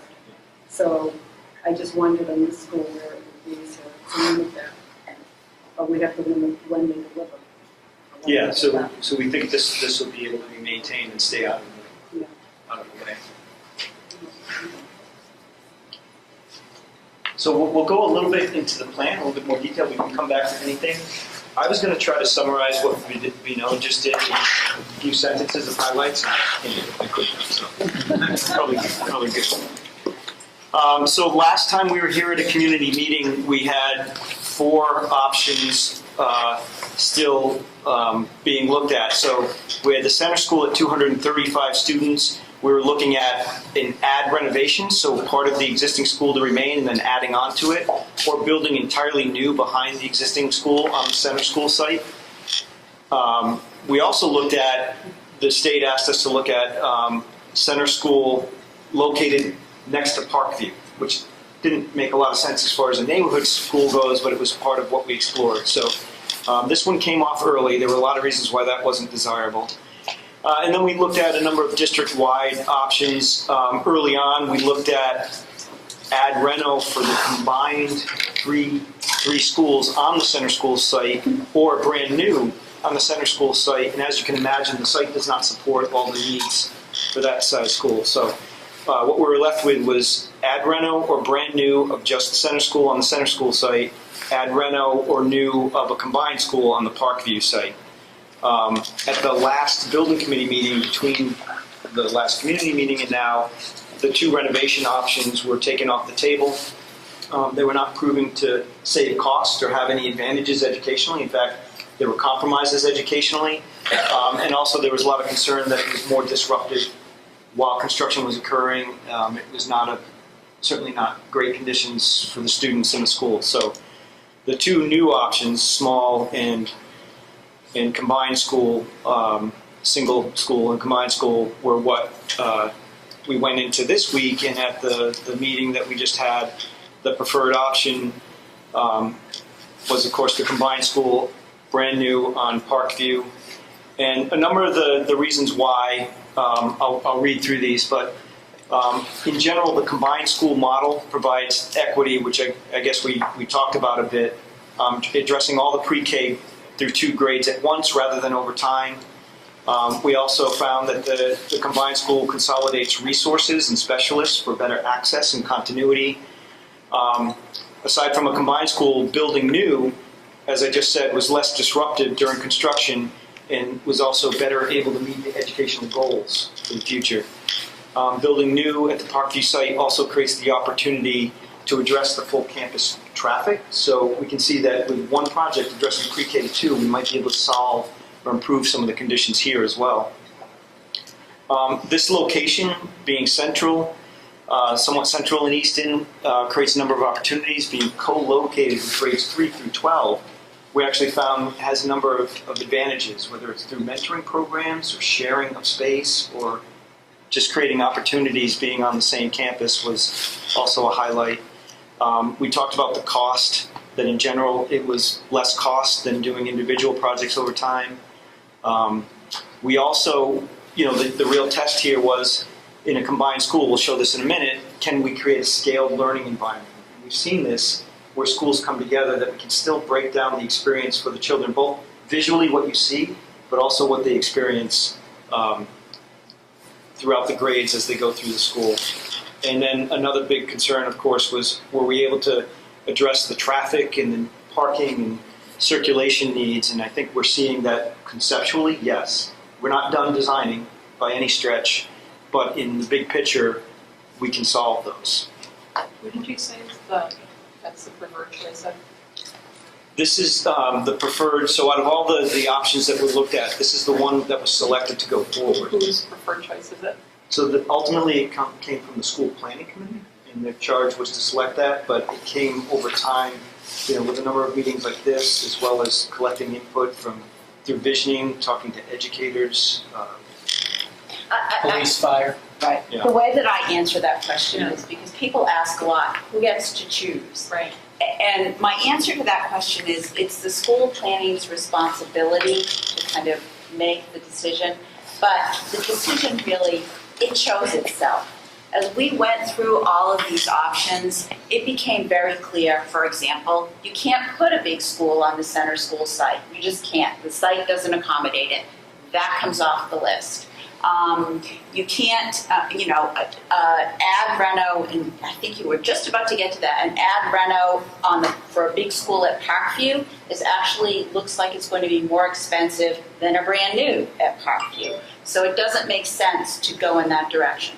So really, the process of gathering data, looking at all the information that the designers and our OPM has given us, has really driven the decision. So I really want to emphasize that it's not just been, oh, we like that one, let's go that way. It's really been a data-driven decision in terms of cost. Really, I would say, first thing, what's best educationally. Is it all people from our town? Is what? Oh, the decision. The school planning committee? Well, because you said there's other people too. I just was wondering, is it all people from Easton? Or is there like any government, state involvement in the decision? Right. So we're working with the Massachusetts School Building Authority. So every step of this process is done, I'm going to use the word collaboration, in collaboration with the Massachusetts School Building Authority. They drive a lot of it. So for example, and you can probably speak to this better than I can, if we gave them a solution that they thought was not the right solution for the community, they could push back on us. Yeah, they don't select, but they want to make sure a thorough process has been undergone and that all stones were kind of turned over. That's why they had us add one that I don't think anybody felt made sense, but they wanted to make sure everything was uncovered. So they're looking at it from that perspective. They're not at all.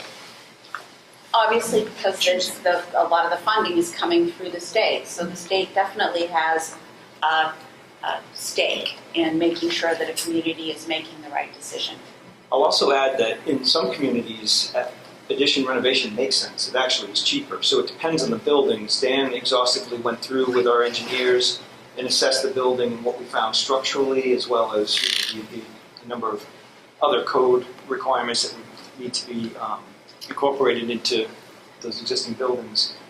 Didn't make sense. In fact, there was not a lot of the existing schools, even when we did an ad reno, that we could necessarily keep. So that all weighs into it. It's very specific to this, to the buildings that you have.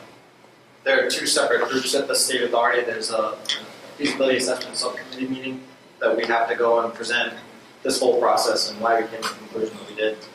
And then ultimately that committee makes a recommendation to the board of directors for the MSBA. And without the approval of both that subcommittee and the board of directors, they could force the district. They haven't in the past. It's not very common. It's usually the solution really does draw itself out of the process. But there have been districts that those committees have said, no, we're not 100% convinced that this is the right solution. So why don't you go back, take a look at it again, and come back to us at the next board meeting with either some more data supporting my desired solution. One of the first things that happened, Dr. Cabral, you could talk to this, one of the first things that the MSBA makes you do is an educational program.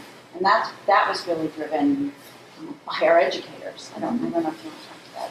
Sure. So the educational, I'm appreciative that they focused on this first, because it's very tempting to look at shiny new things or walk through new buildings and say, we would like this or we would like that. But the process doesn't even really allow you to do that. So we first had to do a very, very thorough educational plan. And we engaged parents, community, teachers, administrators. We did visioning sessions. We had open sessions. And we've got all of that information, which you see here. These were all the components, and came up with very, very specific vision for the future of education in Easton. Then when we start looking at spaces, the MSBA holds us to this. So if we look at a space and it is not supported by our educational plan, we can't move forward with that, or we shouldn't move forward with that anyway. So the educational plan is really the precursor that drives everything else on here. Do you want to maybe just give a quick rundown of who's on the school building committee? Oh, sure. It's not, if anybody's new to this, they might not be familiar. Well, can I just say, before you do that, the school building committee was very prescribed from two things, both the MSBA requirements, they have given actual list of people, positions or representatives or stakeholders, and then the town charter had its own list of people. So what we did was we went through both of those, and for example, we said town administrator. Well, that's easy. The town administrator, the superintendent, that's easy. But then it had, one or two people from the school committee. So then it had to go to the school committee for a vote of who that was going to be. 2 people from the finance committee, so I had to go to the finance committee to vote who that was going to be. Public people, so it was advertised on the town website. Who would like to do this? And then the town moderator picked the public participants. So there were different stakeholders that were chosen depending if they were on a committee or if they were chosen at large from the public or if they were specific positions within. But it was very prescribed who those people were based on those 2 entities. Right. Do you want a list of names? No, some of it I've read and I understand, how the process went. It's just, I wanted to know if there's any people outside of Easton that have, the state but has a say in what we do here. Besides, obviously. Yep. As on the previous slide where it had all of their pros and cons of the options, when it said there was added, I'm sorry. The added cost for the off-site demo and fields, is that added cost to all of the other options? So it depends on the options. So some of them, when you do a combined school, for example, there are 2 schools left behind, Moreau Hall and Center, and that's a pro and a con. So that means that they get turned over. It could be for resale. It could be if it's decided that maybe the school should be taken down, like the Center School. That the cost would not be included in the project because it's off-site. So we're not even saying what the decision is. It may be that Center has a great repurpose plan. I mean, there are probably a number of options, but just making the point that it's not included. So the same with fields.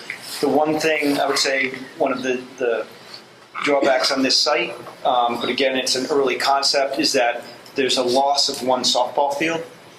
And that's the way it's drawn now. We're going to continue to try to look to see if there's a way to get that back on. So it's possible that we'll be looking at different versions of the floor plan, maybe a little bit more 2-story space to get a smaller footprint.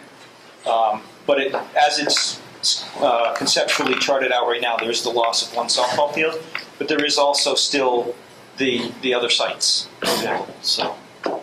Earlier, we talked about the ineligible costs from the MSBA. One of those is demolition that's off-site. So if our project is at Parkview, the demolition of the Parkview school would be included as reimbursable costs. If we were to decide to demo Center School while we're working on the Parkview site, that would not be a eligible cost. So we were just saying that could be a light red if we had off-site demo. It's not a requirement to do that. It's a town of Easton decision. We would like to jump into the plan. I'll have Dawn speak a little bit about it. I'll start with the site plan. So this is where it's conceptually planned out now. Again, nothing is very specific design, but it's a proof of concept. We're able to meet the full parking, exceed the queues for buses and for cars on the site. For those of you that don't know, we also looked at the amount of play space that exists at all 3 schools and compared that against other school projects that have been done in the state to come up with some gut check or formula about play space. And so we're able to meet or exceed those goals. So as far as the site goes, this plan shows 170,000 square feet of play space, where the target was in the range of 114 to 190, so well within the range. You can see a negative here, which is the loss of 1 softball field. But also, while this is in construction, temporarily 2 softball fields will not be available. Central location we talked about as a positive. We know we can tap in or use the existing septic plant, but we need to add leaching, which we are able to accommodate on the site. Separation of car and bus is paramount. We are meeting the 16 bus target as well as 180 parking spaces are what we're showing now, where 176 is the target. The car queue, again, was 60 to 75, so we're saying 75 plus. The red that you see here is 75. So if that turns into a queue, you can see it gets up to 140 cars off-site. And we think the traffic increase is certainly manageable at the conceptual level. So educationally, we're able to meet all the goals that were set out in the educational program. The construction is estimated, it's considered moderate as far as impact because the existing park view would remain. We're building new construction behind it, so it is in proximity, but it's not attached directly to the building, and a lot of this there'll be a lot of detailed phasing plans that are drawn up to separate the contractor from the educational environment. So it's considered minimal. It looks like it'd probably be 2 years of construction. It's relatively fast because it's separated. And then the preliminary costs. It's important to know when we talk about costs, there's construction costs, which is what most firms calculate so that they can compare buildings to buildings. So it doesn't include site and a lot of specialty things. So it's common in the trade. So 76 million is the construction cost. 95 million is the total project cost. So that includes everything. It includes site work, furnishings, the fees for the architect, OPM. Everything is included in the total project cost. The district share is estimated at about 65 million. So you can see about 2/3 of that. Off-site demo we just talked about, if there is any, and field work would be added. But we also know that Moreau Hall and Center, the sites, the buildings are available for reuse. So that's an overview of some of the pros and cons. Dawn, do you want to take us through some of the plan? Dawn Warrior, I work with Bob at Easton, for those who don't know me. Project architect. So some of you have seen a prior version of the floor plan. There's some modest updates that I'll go through, but this is just a reminder that going back to sort of our interview and talking about how we have sort of this group of young learners, the pre-K and K grouping of students versus the first and second grade students, and how they learn differently and how cognitively they have substantial differences. So we're just addressing that here, and that Bob mentioned this is the single-story kindergarten and pre-K side of the building, if you will. And then this is the grade 1 and grade 2 side. Our goal, you can see the sun, east to west and south down here. We try to orient all the classrooms so that they have north or south facing light. We have a couple that stray from that, but it's controlled light because it might be off of a courtyard, if you will. So for the most part, the classrooms are facing south in this case, north in this case. So that's why the floor plan and the footprint starts to lay out in this way, because that's really controlled light. So just so you understand how we start to lay out buildings and why. The main entry, as Bob mentioned, this is that bus loop, this red, just so you know, we're super close, but that's the existing park view, the south side of it. So we have the main entry and the pre-K, it's actually K pre-K entry that could be separate specifically for parents bringing the youngest students in. And what's identified with these arrows, in our interview, we talked about the journey of discovery for the first and second graders and how they start to do group work and teamwork and really are working on fine motor skills. And the young students are really, it's about play at that age.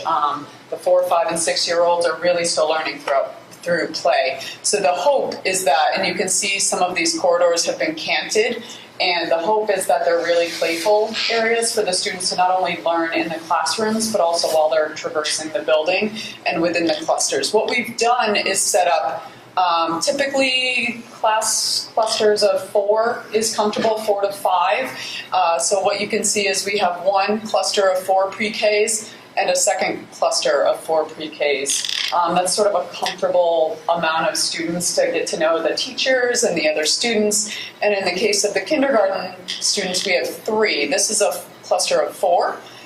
This is a cluster of 5, so we would include this one. They're really hard to see, but we're showing some lines that would differentiate sort of where doorways and closure could be, so that the clusters really could operate and function as individual groups. So this one would have 5. This one would have 5, this one has 4, and then 4 and 4. So the idea is that we're establishing these small learning communities that Bob spoke about. So that's all one story. They have these outdoor courtyards that I'll get into in a moment and some of what's happening there. But you can see there'll be connections from the cafeteria. The cafeteria this is for 2/3 of the seating of students, which there are 3 seatings that's sized for that, and then cafeteria 1 is for 1/3 of the population for seating. So the idea is that it's not one enormous room that you have lots of young learners in, and that it's there's a scaled one for the youngest, and then a one that's more comfortable for the older students. And how that all gets scheduled and everything is still to be determined. But the idea is that we have a variety of space sizes and that it's not one enormous room that gets quite loud and overstimulating for some students. But you can see this is really open to the corridors that flank either side of it. And then also we're hoping to get connections to these courtyards. So you see whether it's green grass or natural daylight coming through, because these spaces are really internal to the building. So the hope is that they can make connections to the outdoors still. We've got the main admin and pre-K and kindergarten admin. The kitchen would be in between these, service down here, and then the gym. What's nice about this and the way we've laid this out, if you came to the previous community forum, we had some precedent images of sort of 2-sided stages, that the stage, again, we're talking variety of spaces. So this would give us a large opportunity to have a performance and a larger crowd, or open it up to the cafeteria with an operable acoustic partition and have something at the cafeteria. I see a question, yes? Kind of a 2 question. Sure. How is it determined how many classrooms to make? And is there, I guess in a sense, will you consider having extra space in the event that enrollment continues to climb or go down, or are projections being made with census information now for the next 10 years or something? I'm smiling at Bob because that's what Bob does. He will definitely speak in detail about that. So for better or worse, the state determines the design enrollment, and they go through a process that actually we don't see, but they look at birth rate, survival rate, they look at development, they look at a number of things, obviously projections, and they determine what the enrollment would be. So we don't have a hand in that, but that's what we have to design to. That being said, we look for creative ways to build in capacity, and one of the things that we did is where the state has a class size average of 23, we've designed for 20. We've also do our own calculations. The state has a formula where you plug the enrollment in and that calculates the amount of spaces you need. But what we do is we build it from the ground up. We look at how things are scheduled. And we came up, for example, with 4 or 5 more classrooms as a need. We're able to justify that with the state. So we've been working hard to make sure that we're counting more detailed than maybe the state forms would for Easton's needs and for capacity. It sounds like you are, in a sense, kind of earmarking potential more space as needed going forward. Yes, and the other things that we do to try to plan for capacity is build in a lot of flexibility. So, some of that is just making sure that you're not landlocked, that in the future, should things change, a lot of times you build a school and more people come or choice in or whatever the conditions are here. So we have to build for the potential to add on. The state says that they factor that in to their enrollment projections as well. But we are designing space that can convert easily. So you'll see a lot of times where we have a number of, for example, special ed programs. They are sized like the classroom. They're interchangeable. We plan for special ed needs beyond what exists now. So we're trying to forecast what those needs will be in the future. So it's not a compromise or commandeering the classroom or other spaces. And honestly, we've been able to plan for all the things you want educationally. So between classrooms don't probably get to this, but you can see a lot of small group space. You can see corridors that are widened. These are creating a lot of opportunities for pull-out, spill-out space, learning everywhere. For students that need maybe more quiet, there's adjacent to each classroom a place for them to go, or for teachers to direct one-on-one, or for support services to be delivered. So this is really built from the ground up for everything that we could envision, working hard to not just accept maybe what the default sizes are, but to build it for Easton's needs. What may be different here than, say, a K-5 school is that you'd have many more typical classrooms that are like 950 square feet, that you could accommodate a bubble in that you could, have a little bit of flexibility. Here, kindergarten and pre-K classrooms are larger. So, if there's a bubble or you need it to accommodate, we'll have to, the adjustment will need to be made within the 1 and 2 and or the K and pre-K. Yes. Was the way or the type of special education classrooms that are currently at Richardson Olmsted, was that taken into account when making this? Because I was just thinking, I know you said that there was a lot of sped rooms, but I don't know if they have to, but they have separated because there's different needs so much within the sped population. They have a lot of different spaces at RO. I'm not as familiar with the RO. If it was taken into kind of how they have to separate. We met with special education, not just from the schools, but from the director level, as well as speaking with the superintendent to understand what programs would be at existing schools and what would come to this as a future school model. So that's what it's designed to. I don't remember exactly, I can't cite exactly what the programs are, for example, in Richard. I was thinking they have rooms that aren't necessarily special education, but that are like the TLC room, or there's like a Take 5 space. So they're not like a classroom, but it is a room. Right, so I can speak to some of the variety of spaces. So these purple squares that are the same size as sort of the light blue are specialties, special education rooms that are a full classroom size. That's not to say that you're going to have 20 kids in there, but there may be separate areas of the room where you have 4 or 5 students that maybe are doing a specialized instruction. Then we have what Bob alluded to, which I hadn't gotten to yet, but thanks for the reminder, Bob. In all of these grade 1 and 2 clusters, and it's a little cut off up here, but they're basically duplicated on the second floor.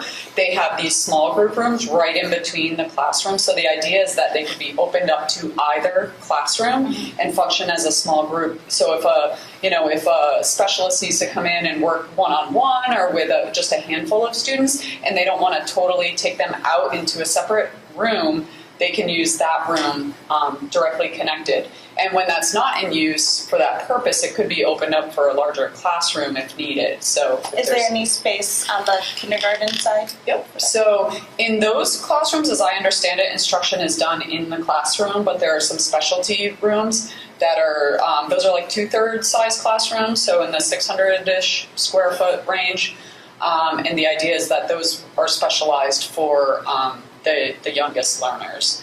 And so the idea there is that in these classrooms, the instruction's really happening in the classroom with the exception of these 2 rooms. And these plans will all go to the DESE for approval at the end of schematic design. And they look at the distribution, they look at all the different kinds of special ed instruction and where that's happening. There's a really comprehensive package that gets sent to them, so they review it holistically and then comment back if needed. So they just had to kind of makeshift something at Parkview, but I was wondering if it was included in this. Yes, so one of the benefits of designing this now is that we have incorporated some special education programs that we didn't have in Easton before. And so they've all been taken into consideration in the design. The design is very, very, as Bob said earlier, it is very, very specific to Easton. I'm sure they take many design elements from different projects, but this is very, very specific to the needs, including special education, the arts, the media center, administration space, flex spaces, and we also try to make things flexible in the sense that, for example, up in the top right corner, you might have the special ed classroom is across the way and up to the left. it doesn't have to be that way. It creates flexible spaces that are both larger and the smaller ones for pull out, for cool down, for discussion with kids, de-escalation, testing, all kinds of applications.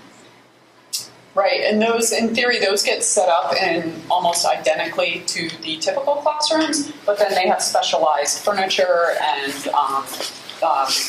storage needs specific to that program. The exception being the OTPT, which is typically near the gymnasium, and that obviously has specialized equipment that's designed into that space. Sure. I can move along and give the highlights of what's changed, besides some of the sort of reconfiguring of these wings. The second floor has the media center. I just want to point out right above the administration and the community center room, which is here, with its own potential access off of the front drop, and also available to the cafeteria 1 space that could be spilled out for community events if needed. One thing we talked about in our user meetings and have started to address is a teaching kitchen for the growing in the garden, sort of the life cycle of food, right? You grow it, you prepare it, you consume it. So all of those things become important. We're seeing it actually quite a bit in some of our schools these days. So identifying where that might be and related to that, and I just alluded to it, it could be used for the community use as well. So locating it up front in that cafeteria 1 area makes sense. I'm getting ahead of myself, but we're hoping to have some student gardens in these courtyards, and it would have direct access, close access to that as well as to the community center. So the idea that this would exist for functions for that, and then also for some of the gardening, makes that a pretty straightforward location for now. We've also talked about a raised platform in this cafeteria. We have a 2-sided stage here for larger performances, but recognizing that some of the younger kids may be intimidated by a stage, or maybe have a smaller performance, or just a place where students can present projects, for example. It would just be something small that students can, like a stepping stone to a major stage, if that's something that came up when we met with our educational programmer, David Stephen. We met with him recently to go over our plan changes, and he didn't have a lot of comments. He felt like we were on the right path, but this was something he had suggested that seemed to make sense, so we can, further refine it. But for the youngest students, might be fun to have a platform that's scaled for them. Pre-K play in the gymnasium, a space that's sort of carved out and specific to the youngest learners, was something that came out of the user group meetings, and what that is and what shape it is and where it is will be refined, but just identifying it and owning it for now as a space.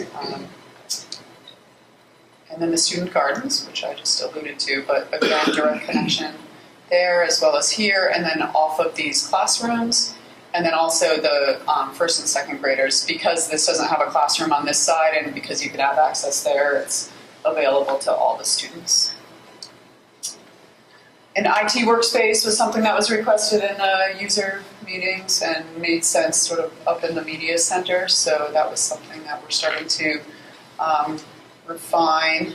And then lastly, teacher work and lunch, and makes sense that there would be a kindergarten pre-K, and this is a space where they can, sit and grade papers or eat lunch or collaborate on instruction.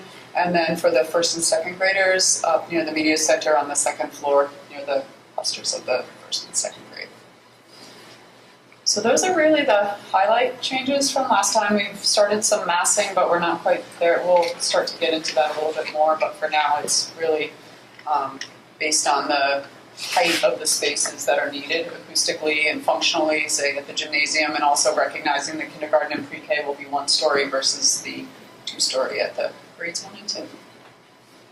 Does anyone have any questions? Yes? Play spaces for recess. Oh, sure. And for the gym. Oh, yeah. I'll admit. One thing I'm particularly confused about is the gym seems to be in back of the Yeah, I was just gonna say that. Opposed to outdoor access. Yeah, I would say that's a downside right now. So let me walk you through the site plan. I was alluding to this with poor Vinod, who's our traffic guy, not our site guy. We kind of put it on him.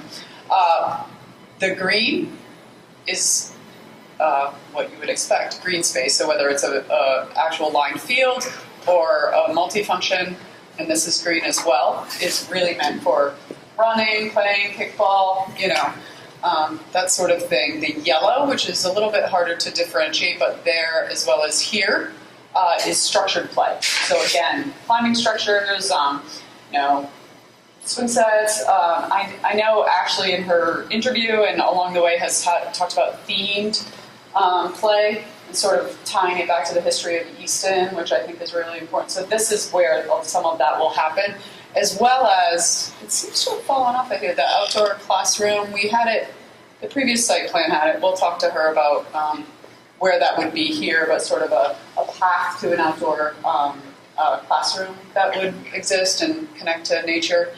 I do admit that the gymnasium is not in a great place as far as access to sort of the bigger fields, but that doesn't mean there's two corridors either side that, with the way that doors are closed and open and as little disruption as possible, they could easily walk straight out there and out the front too.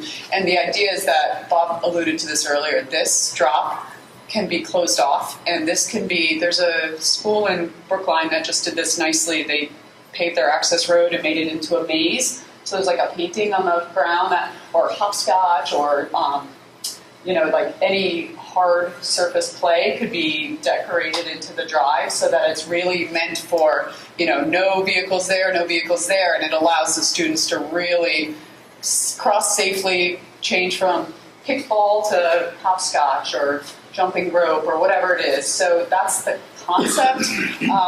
Functionally, you really need the administration and everything up front. And so this sort of central bar of shared spaces, which is important because we kind of have two sides of the building, is, it's important to keep that centralized for everyone to have easy access to. It's maybe not what we would otherwise want it to be, but it's not terrible in the sense that they travel out together and the teacher would take them directly up the corridor and out the front where it's basically all protected at that point. Did I answer your question about the play and the, okay, good. You're welcome. Yes. I know that the 170 is compared to the other schools, but is there a comparison to what it is currently? Like the amount of play space? For just Parkview? Yeah. No, we don't have it offhand, so you mean the existing site? Yeah. And then seeing what it is now. We can get those numbers. It's effectively, it's probably less than a softball field size. I forget the square footage of softball, but let's get the exact numbers. But there is, the building, you can see the building footprint is bigger. So there is definitely, overall, there is a loss of green. I think it translates into the softball field and otherwise replicates everything. And there is the possibility of using now the sites that the schools are that are no longer used to maybe to do a replication. Replicate.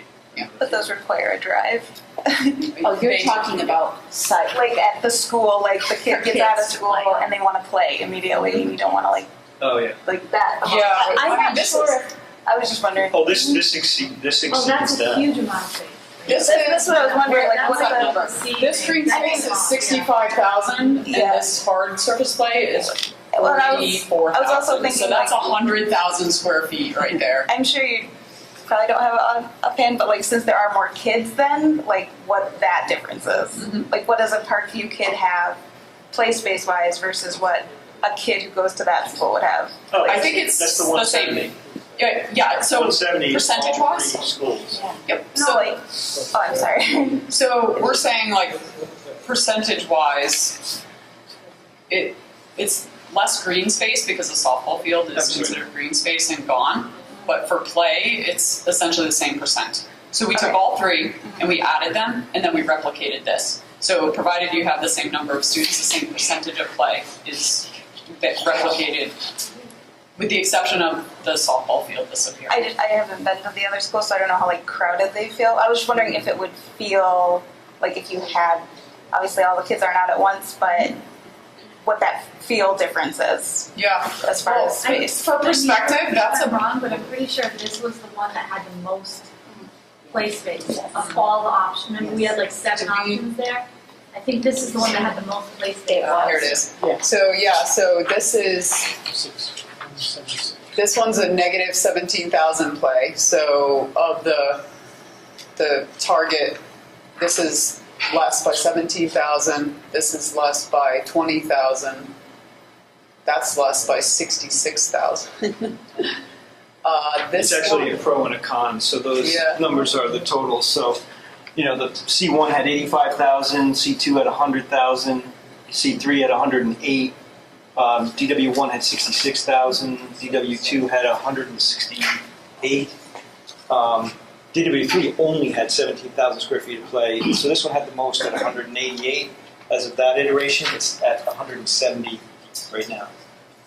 But are you asking what's the current play space at Parkview? Yeah, like versus what? They use softball. They don't use a lot of that space. They're only allowed like. Kind of what I was thinking is if the softball field is gone, like now when people are using one of those softball fields, it doesn't really, you don't feel it.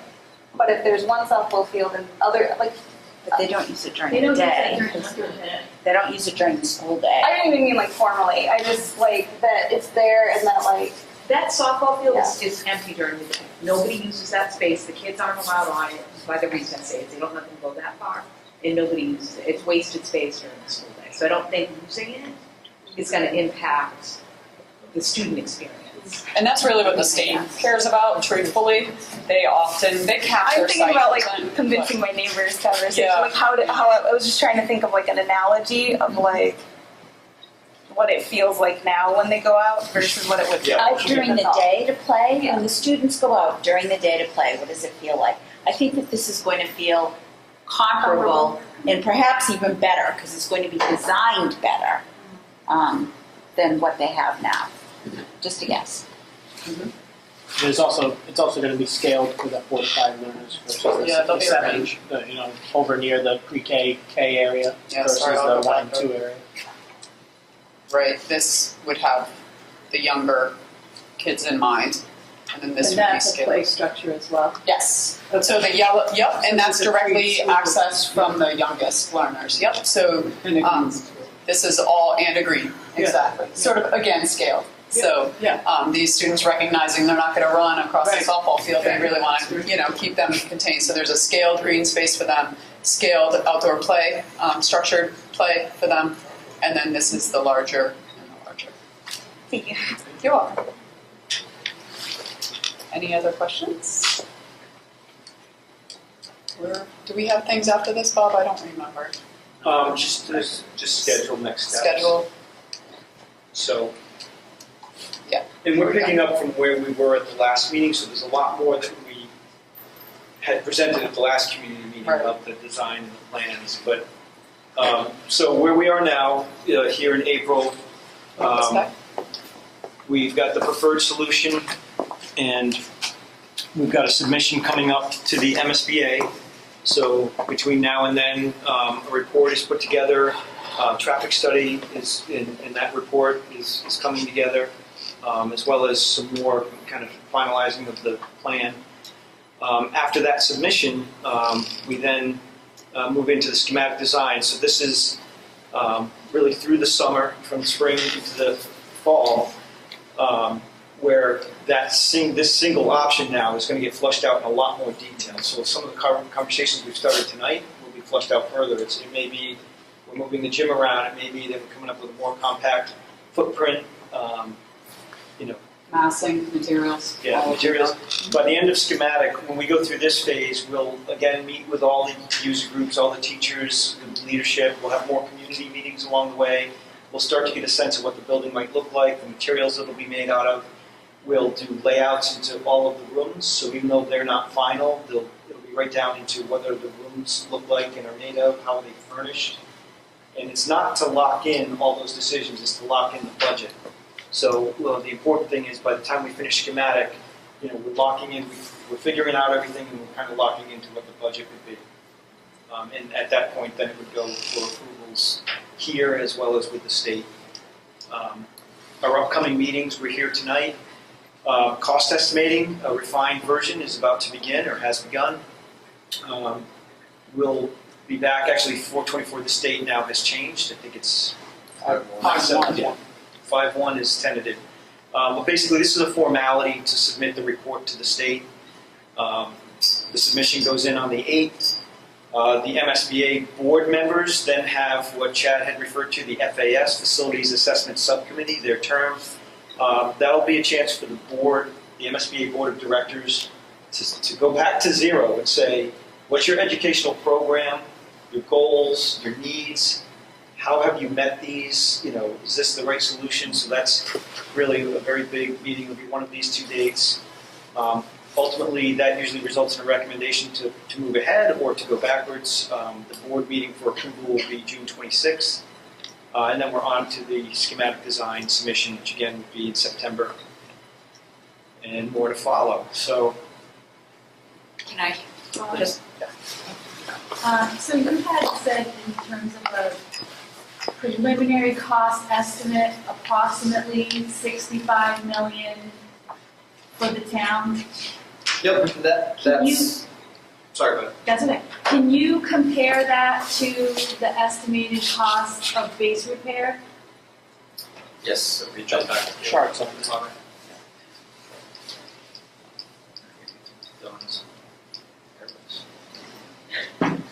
Point that way. Something silly. So one thing that's very important right now, because we are at a conceptual level, our cost estimates are using average state data. So we data mine everything the MSBA has put it through their pipeline in the past 5 years that is similar in size and scope to this project. Gives a list of 60 or 70 comparable projects. They're a mix of new construction, renovations, repairs. So we boil that down to an average cost per square foot. Right now we don't really know what the exact details are. We don't have line-by-line estimates. So these numbers are based on just average across everything in the MSBA system, depending on whether it's new, add, rent, or repair. What we had done, yep, here. So option DW4 here is the preferred solution that was ultimately selected. So these numbers are for the building itself. One thing that we are still studying is whether or not a new central administration space will be included as part of this project. That's a decision that doesn't need to be made right now, but sometime during the course of schematic design we need to really determine whether that's in or out of the project. But for the purposes of that bar there, it is not included in there. The way that this is set up, the dark part of the bar on the bottom is the forecast district share of the project, and then the top is the anticipated MSBA reimbursement. So that's the $30 million that we'd be looking at from the state. It's actually just under 31 million. So we'll be trying to inch that up as we move through the process. The way the MSBA funding works, they're funded entirely by the state sales tax, so 1% out of the 6% of state sales tax revenue goes into a pool, and then that's how they fund their projects. And they do cap their funding limit, so like construction costs right now are capped at $333 per square foot. They reanalyze that every year looking at sales tax revenue growth, and if sales tax revenue went up, they might bump that up to say $340 or $350 per square foot. Unfortunately, the cost to construct a building is higher than that. So right now we're carrying the average cost per square foot in this bar right now. $529. $529, based on when this project would go out to bid, is right in the middle of all of the MSBA projects. So we mapped that out. That number does include furnishings, technology, move costs, utility costs, contingency. So that is an all-in soup to nuts cost for the project. And then on the right side here, you can see it's stacked up against the repair costs. So as with everything, we pull in independent estimators and we give them the reports on the existing buildings. The same thing happened with the Dore and Whittier study years ago. They put a number on each one of the buildings to tell us what it would cost just really to bring the building up to code compliance. The most challenging part of that is accessibility code. Accessibility code has all sorts of requirements to turning radiuses. That now means you have to relocate walls, and once you start getting into bathrooms, relocating walls if you've ever done a bathroom renovation in your house. It gets very expensive very fast. So each of these sections here, the bottom is the cost to repair center. Center is the school that is invited into the MSBA pipeline. So we assume that that would be the first that Easton would tackle. And then the two top buildings up here, Parkview and Moreau, we don't know what order they'd happen in, but what we do is we take the repair costs and we escalated each of those out 5 years. So can't renovate or repair all 3 buildings at the same time, as then you have no place to house the students. So the idea is that you do them sequentially one at a time. What's important here is because those repair projects don't address the educational programming needs, the classrooms in those buildings are way smaller than are required by MSBA and DESI standards. So the likelihood of getting state reimbursement on a repair is very, very, very low. Hardly ever happens, especially in a building the age of the structures that we're dealing with here.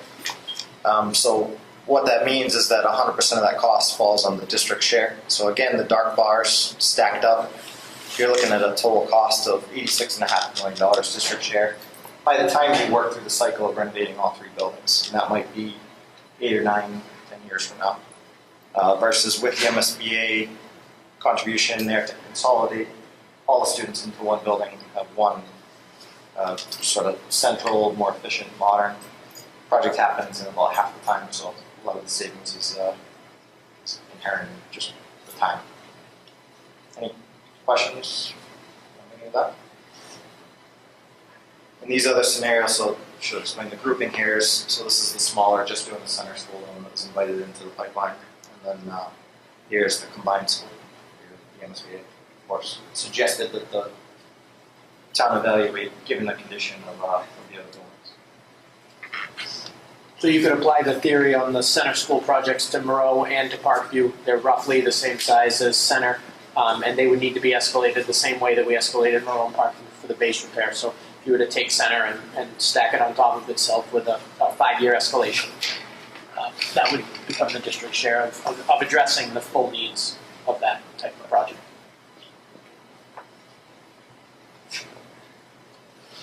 Any other questions? So the only thing I'm going to, maybe you can, Dr. Broad, you can jump in, is from a timing perspective and from the community perspective. Obviously, a lot of work is happening over the summer in terms of schematic design. When one of the things that Bob talked about is that probably in the November timeframe is when we will have to go to the community to get funding support for this. This does not happen unless this project passes both a town meeting vote, which requires 2/3 approval. I believe, I need to double check, but I'm almost 95% positive town meeting used 2/3, and then a ballot box approval for the project as well. And so what I think it's important for folks to understand is that when you hear all of this information, it seems, from my perspective, because I've been sitting in it, that this is such an obvious benefit for our community, both in terms of educationally from what our kids are going to experience, but then also economically. There is a lot of economic justification for this project, given where the town is right now financially. But this will not happen unless members of this community really step up and start to attend these meetings, demonstrate their support, talk to their neighbors, and really get the momentum moving for this project. I think that probably both our architects and our project managers could tell us that they've worked in towns where these kinds of projects have not passed by a very small margin. And that's not what we want to have happen here. So to the extent that people can start talking to your neighbors, starting to think about what can we do to support this, get the information out, I really encourage folks to start to do that. There is a project website, Easton, EESproject.com, thank you, that has a lot of the information on the project.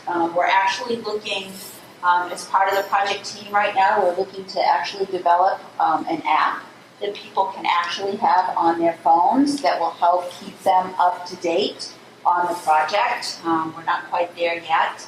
All of the meetings, all of these minutes, everything is posted for folks to watch.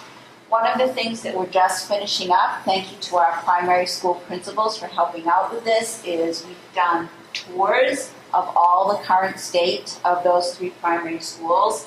And if anybody has been in them or lived through them, you know what it's like. But, you know, just walking through those schools again, it's pretty powerful to see what great things happen in such challenging environment. Thank you. Thank you. And it is also important to note that if the town does not vote for this in November, will both of those things be in November, by the way? I think we need to, in terms of both the votes, yeah, we'll need to determine that. We'll need to work with the Okay, so board. we're talking around that time frame. If they don't vote pass, then we are excluded from this process. We then have to put in statement of interest again every year. It took us 8 years to get invited this time. And MSBA has invested a lot of time and resources into us in the last 2 years. All those board approvals and everything, they're not very anxious to invite people back into a process if they feel there's not an appetite in the town to support something like this. So it would be very difficult for us to get back into a queue and we start all over again. So the town, invested $1 million in this process. You can see why, all of the work that goes into it and the experts and the testing and the analysis that's done. That would literally have to start all over again. Even if we got invited in 2 years, which would be miraculous, we would have to do it all over again. New project managers, new designers, new studies, new everything. You don't get to recycle anything. So it would be a massive setback. It's not the kind of thing, well, let's think about it for another couple of months. We would be excluded. The invitation to be in this process would be withdrawn for the center school. Yeah, once the MSBA has some very strict timelines. Once we have an agreement with the MSBA for the project and the funding and the scope, which we think will happen in October. Well, I can't remember the date for that board meeting. So it's October 30th for the board, and then there's a local funding vote, which potentially November, the date's right, but once you have the agreement, you've got 120 days to get your local funding in place. So I think, just to give you a sense of timing, that once we have our agreement with the MSBA, this community has 120 days before that window is shut.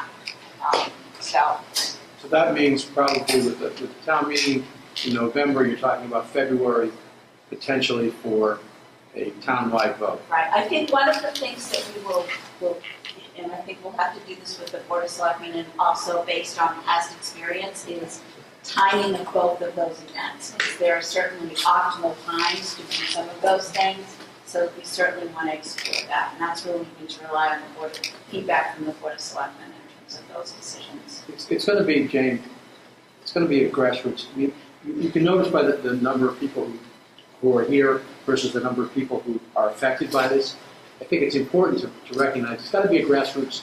You can do all you want on social media and all on the website, but you really have to go and knock on everybody's door and say, do you know about this project? Do you know how important it is to this community? Right. And we on the Board of Selectmen can talk about it till we're blue in the face, but if nobody's watching us, then, so we've got to get out and do the work so that families who have kids in school or plan on having kids in school have to get out and start talking about this. I'm going to say, if that's kind of the goal, then, I mean, I understand why these meetings are now and here at the moment, but like 6:30 during the week without advertised childcare coverage, I understand why the families who are affected aren't. But I will tell you, these are not the meetings. Oh no, is I'm not even saying that it was wrong to have these now. These are also all televised going online. Forward. People can watch them at their convenience. Going too. forward, you might want to try and see if there's any We're going way to rely on you, Tiffany. I think one of the things, I think that some of this will still happen formally because from a school planning, from the perspective of the school planning committee, there's certain things that they can and cannot do.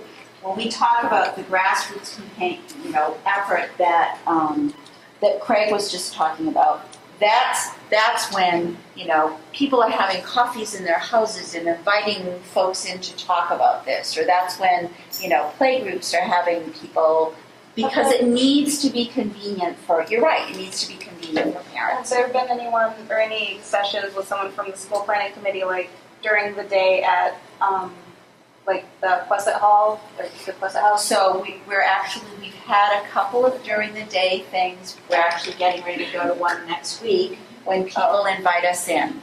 We have to be invited. We can't invite ourselves in. We have to be invited in. I'm just a person, but so I don't know how much more or less I know than other people, but I wouldn't know anything about that process. So but I had to do that. I had to invite. Right. So, but just so you know, I've stayed in touch with all the PACs. I've stayed in touch with the Moms Club. We're talking about how we can engage a lot of the preschools in town, because that's really a huge population that we want to get connected. But what's helpful is if there's contact people. If you had a kid who went to a preschool in town and you said to me, would you like to come talk to our preschool? That's kind of what we need to figure out how to do moving forward. Yep. You're right. Gabe, you've actually been to all of these. I have. Left flyers. I have. Talked to the directors. I have. She has reached out to, she's been to every PAC, PTA, and she's reached out to everyone. It's just not possible to get 15, 16,000 voters, households, individually. And everybody kind of wants that personal sit down, but think about it in terms of the billions of hours that would take. Oh no, I just mean even what am I trying to say? Like seeing it everywhere. Right. Like when I go into Parkview, I don't see signs about this. I mean, sometimes I see the community vision meeting sign, but I don't see we need a new school or That's where the citizen group needs to get engaged, and they can buy signs and paper posters, and the school planning committee, they're trying to constrain somewhat town government can do. But a citizens group, which has yet to be organized to my knowledge, and probably definitely needs to be, can do that campaigning on behalf of the project. What would be helpful is if you want to if people want to talk to their friends about organizing a citizens group, I'm happy to come in and talk about the project and even give you ideas about how to make this happen and get the word out, but yeah.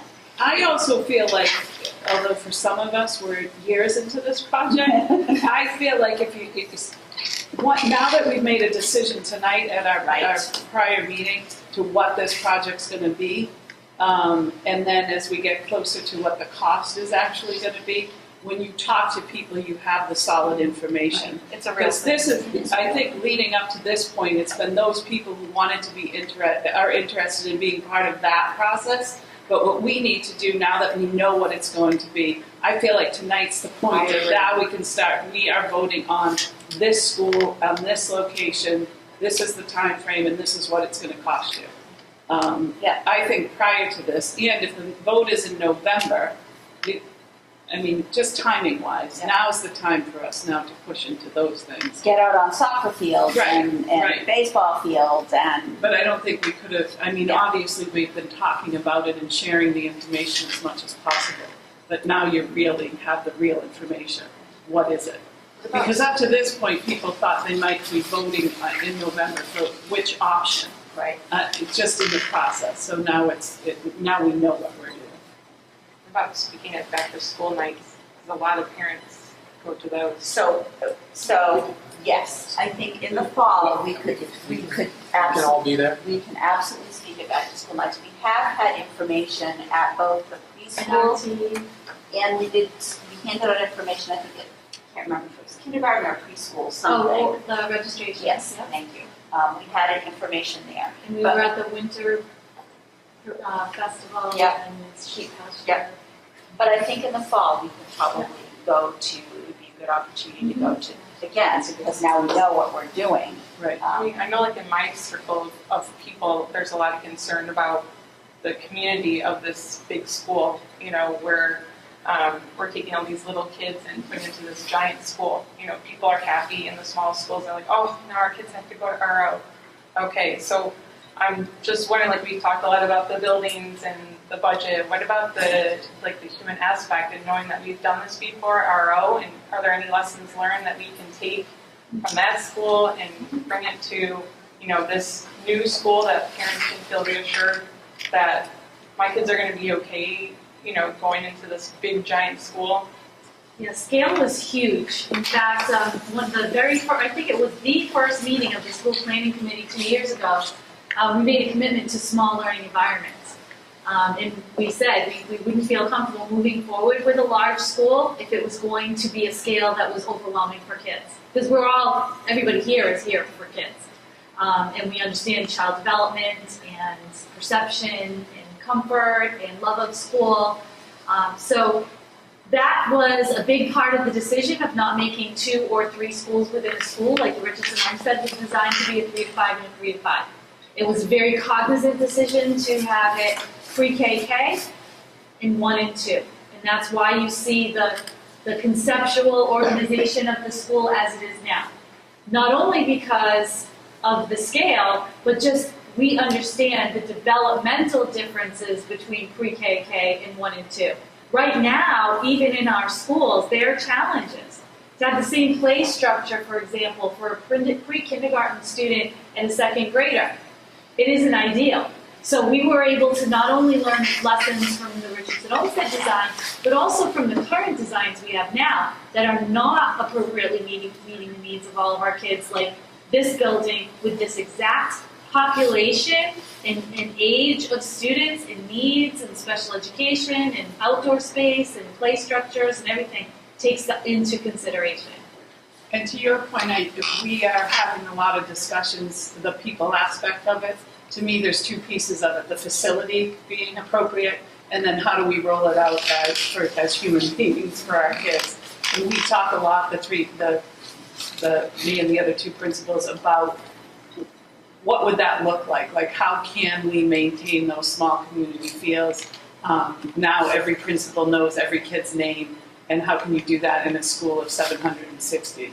Well, you chunk them together as smaller communities and become responsible for those kids, But that piece of it falls on the educators, and we are very, very in tune to learning from our experiences in the past in this town, and putting a lot of thought into it. We're actually going to visit schools tomorrow and in a few weeks. And for me, as I go through schools, yes, I'm looking at the facility, but I'm also looking at how they manage the kids and put kids together and create that small school feel that we all are very committed to. And I think a big part of it is the human part of it. That's the kind of thing that will allay some of the fears that you're talking about. Right. The human part. And those are the conversations we need to be having.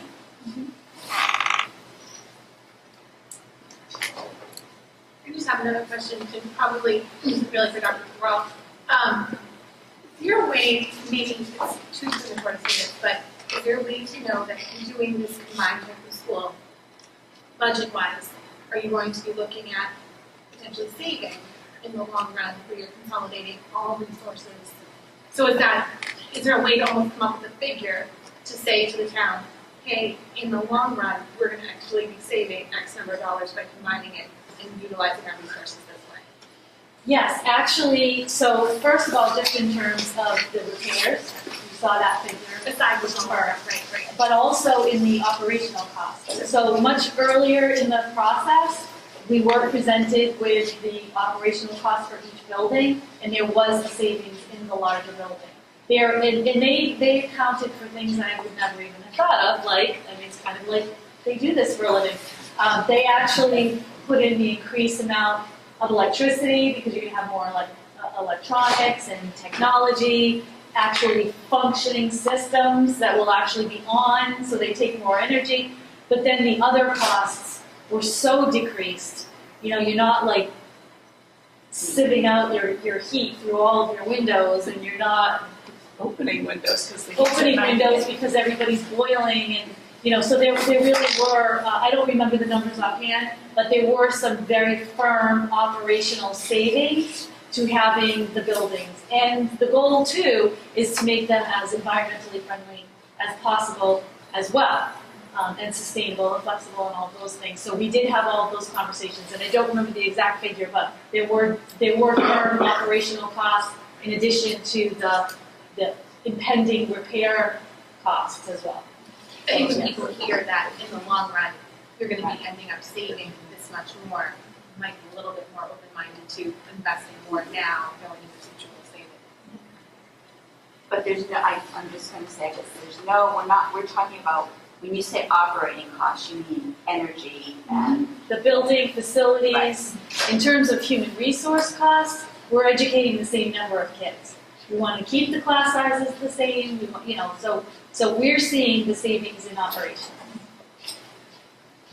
I was just wondering too, is there also, I don't really know how you could turn this into a positive for it, but something to say about that, when I was looking at the DOE's website at the citations Easton has received, especially for a lot of the ADA and spec stuff, in the what is Easton doing about it, that we shouldn't be hammering them, almost all of them said they are working on a new K-2 building. Yeah. So like if we didn't vote for this, that there might be some implication. Yeah. We have serious impending problems, but yeah, like you said, I don't know how to say that. Yeah, like I just want to say one of the things that, because when I worked on this with the state, I'm Chrissy Pruitt, by the way, the assistant superintendent. One of the things that we had talked about with the state was in order to mitigate some of the space issues, was having to rent trailers. Yes, I actually and that's a huge cost. That because I thought if I was going to say anything to the parents I know, it's almost like, this is too horrible to even like put as a visual, but like OT in trailers behind Parkview. That's the other alternative they were discussing. We had said to the state, please, literally I was begging with my hands folded, please, hopefully we're getting this project. And their response to me was, too bad, you have to fix this. So look at I want to see what the costs are for trailers. Now we're talking $100,000 for one trailer. Was it more than that? Yeah. Well, I even think honestly, more than the cost. Yeah. The second I read that sentence, the visual just was such so visceral. But I think the reality is a trailer would be better than what's happening yes, no, now. exactly. So OT right now is in a closet. Yes. So a trailer would be better than a closet. Yes. And according to the state, it is. Yeah. So it's even. It's just it seems like such a statement about what you're saying with our priorities. That's right. We're at right now. Yeah. So you ready for the challenge, Stephanie?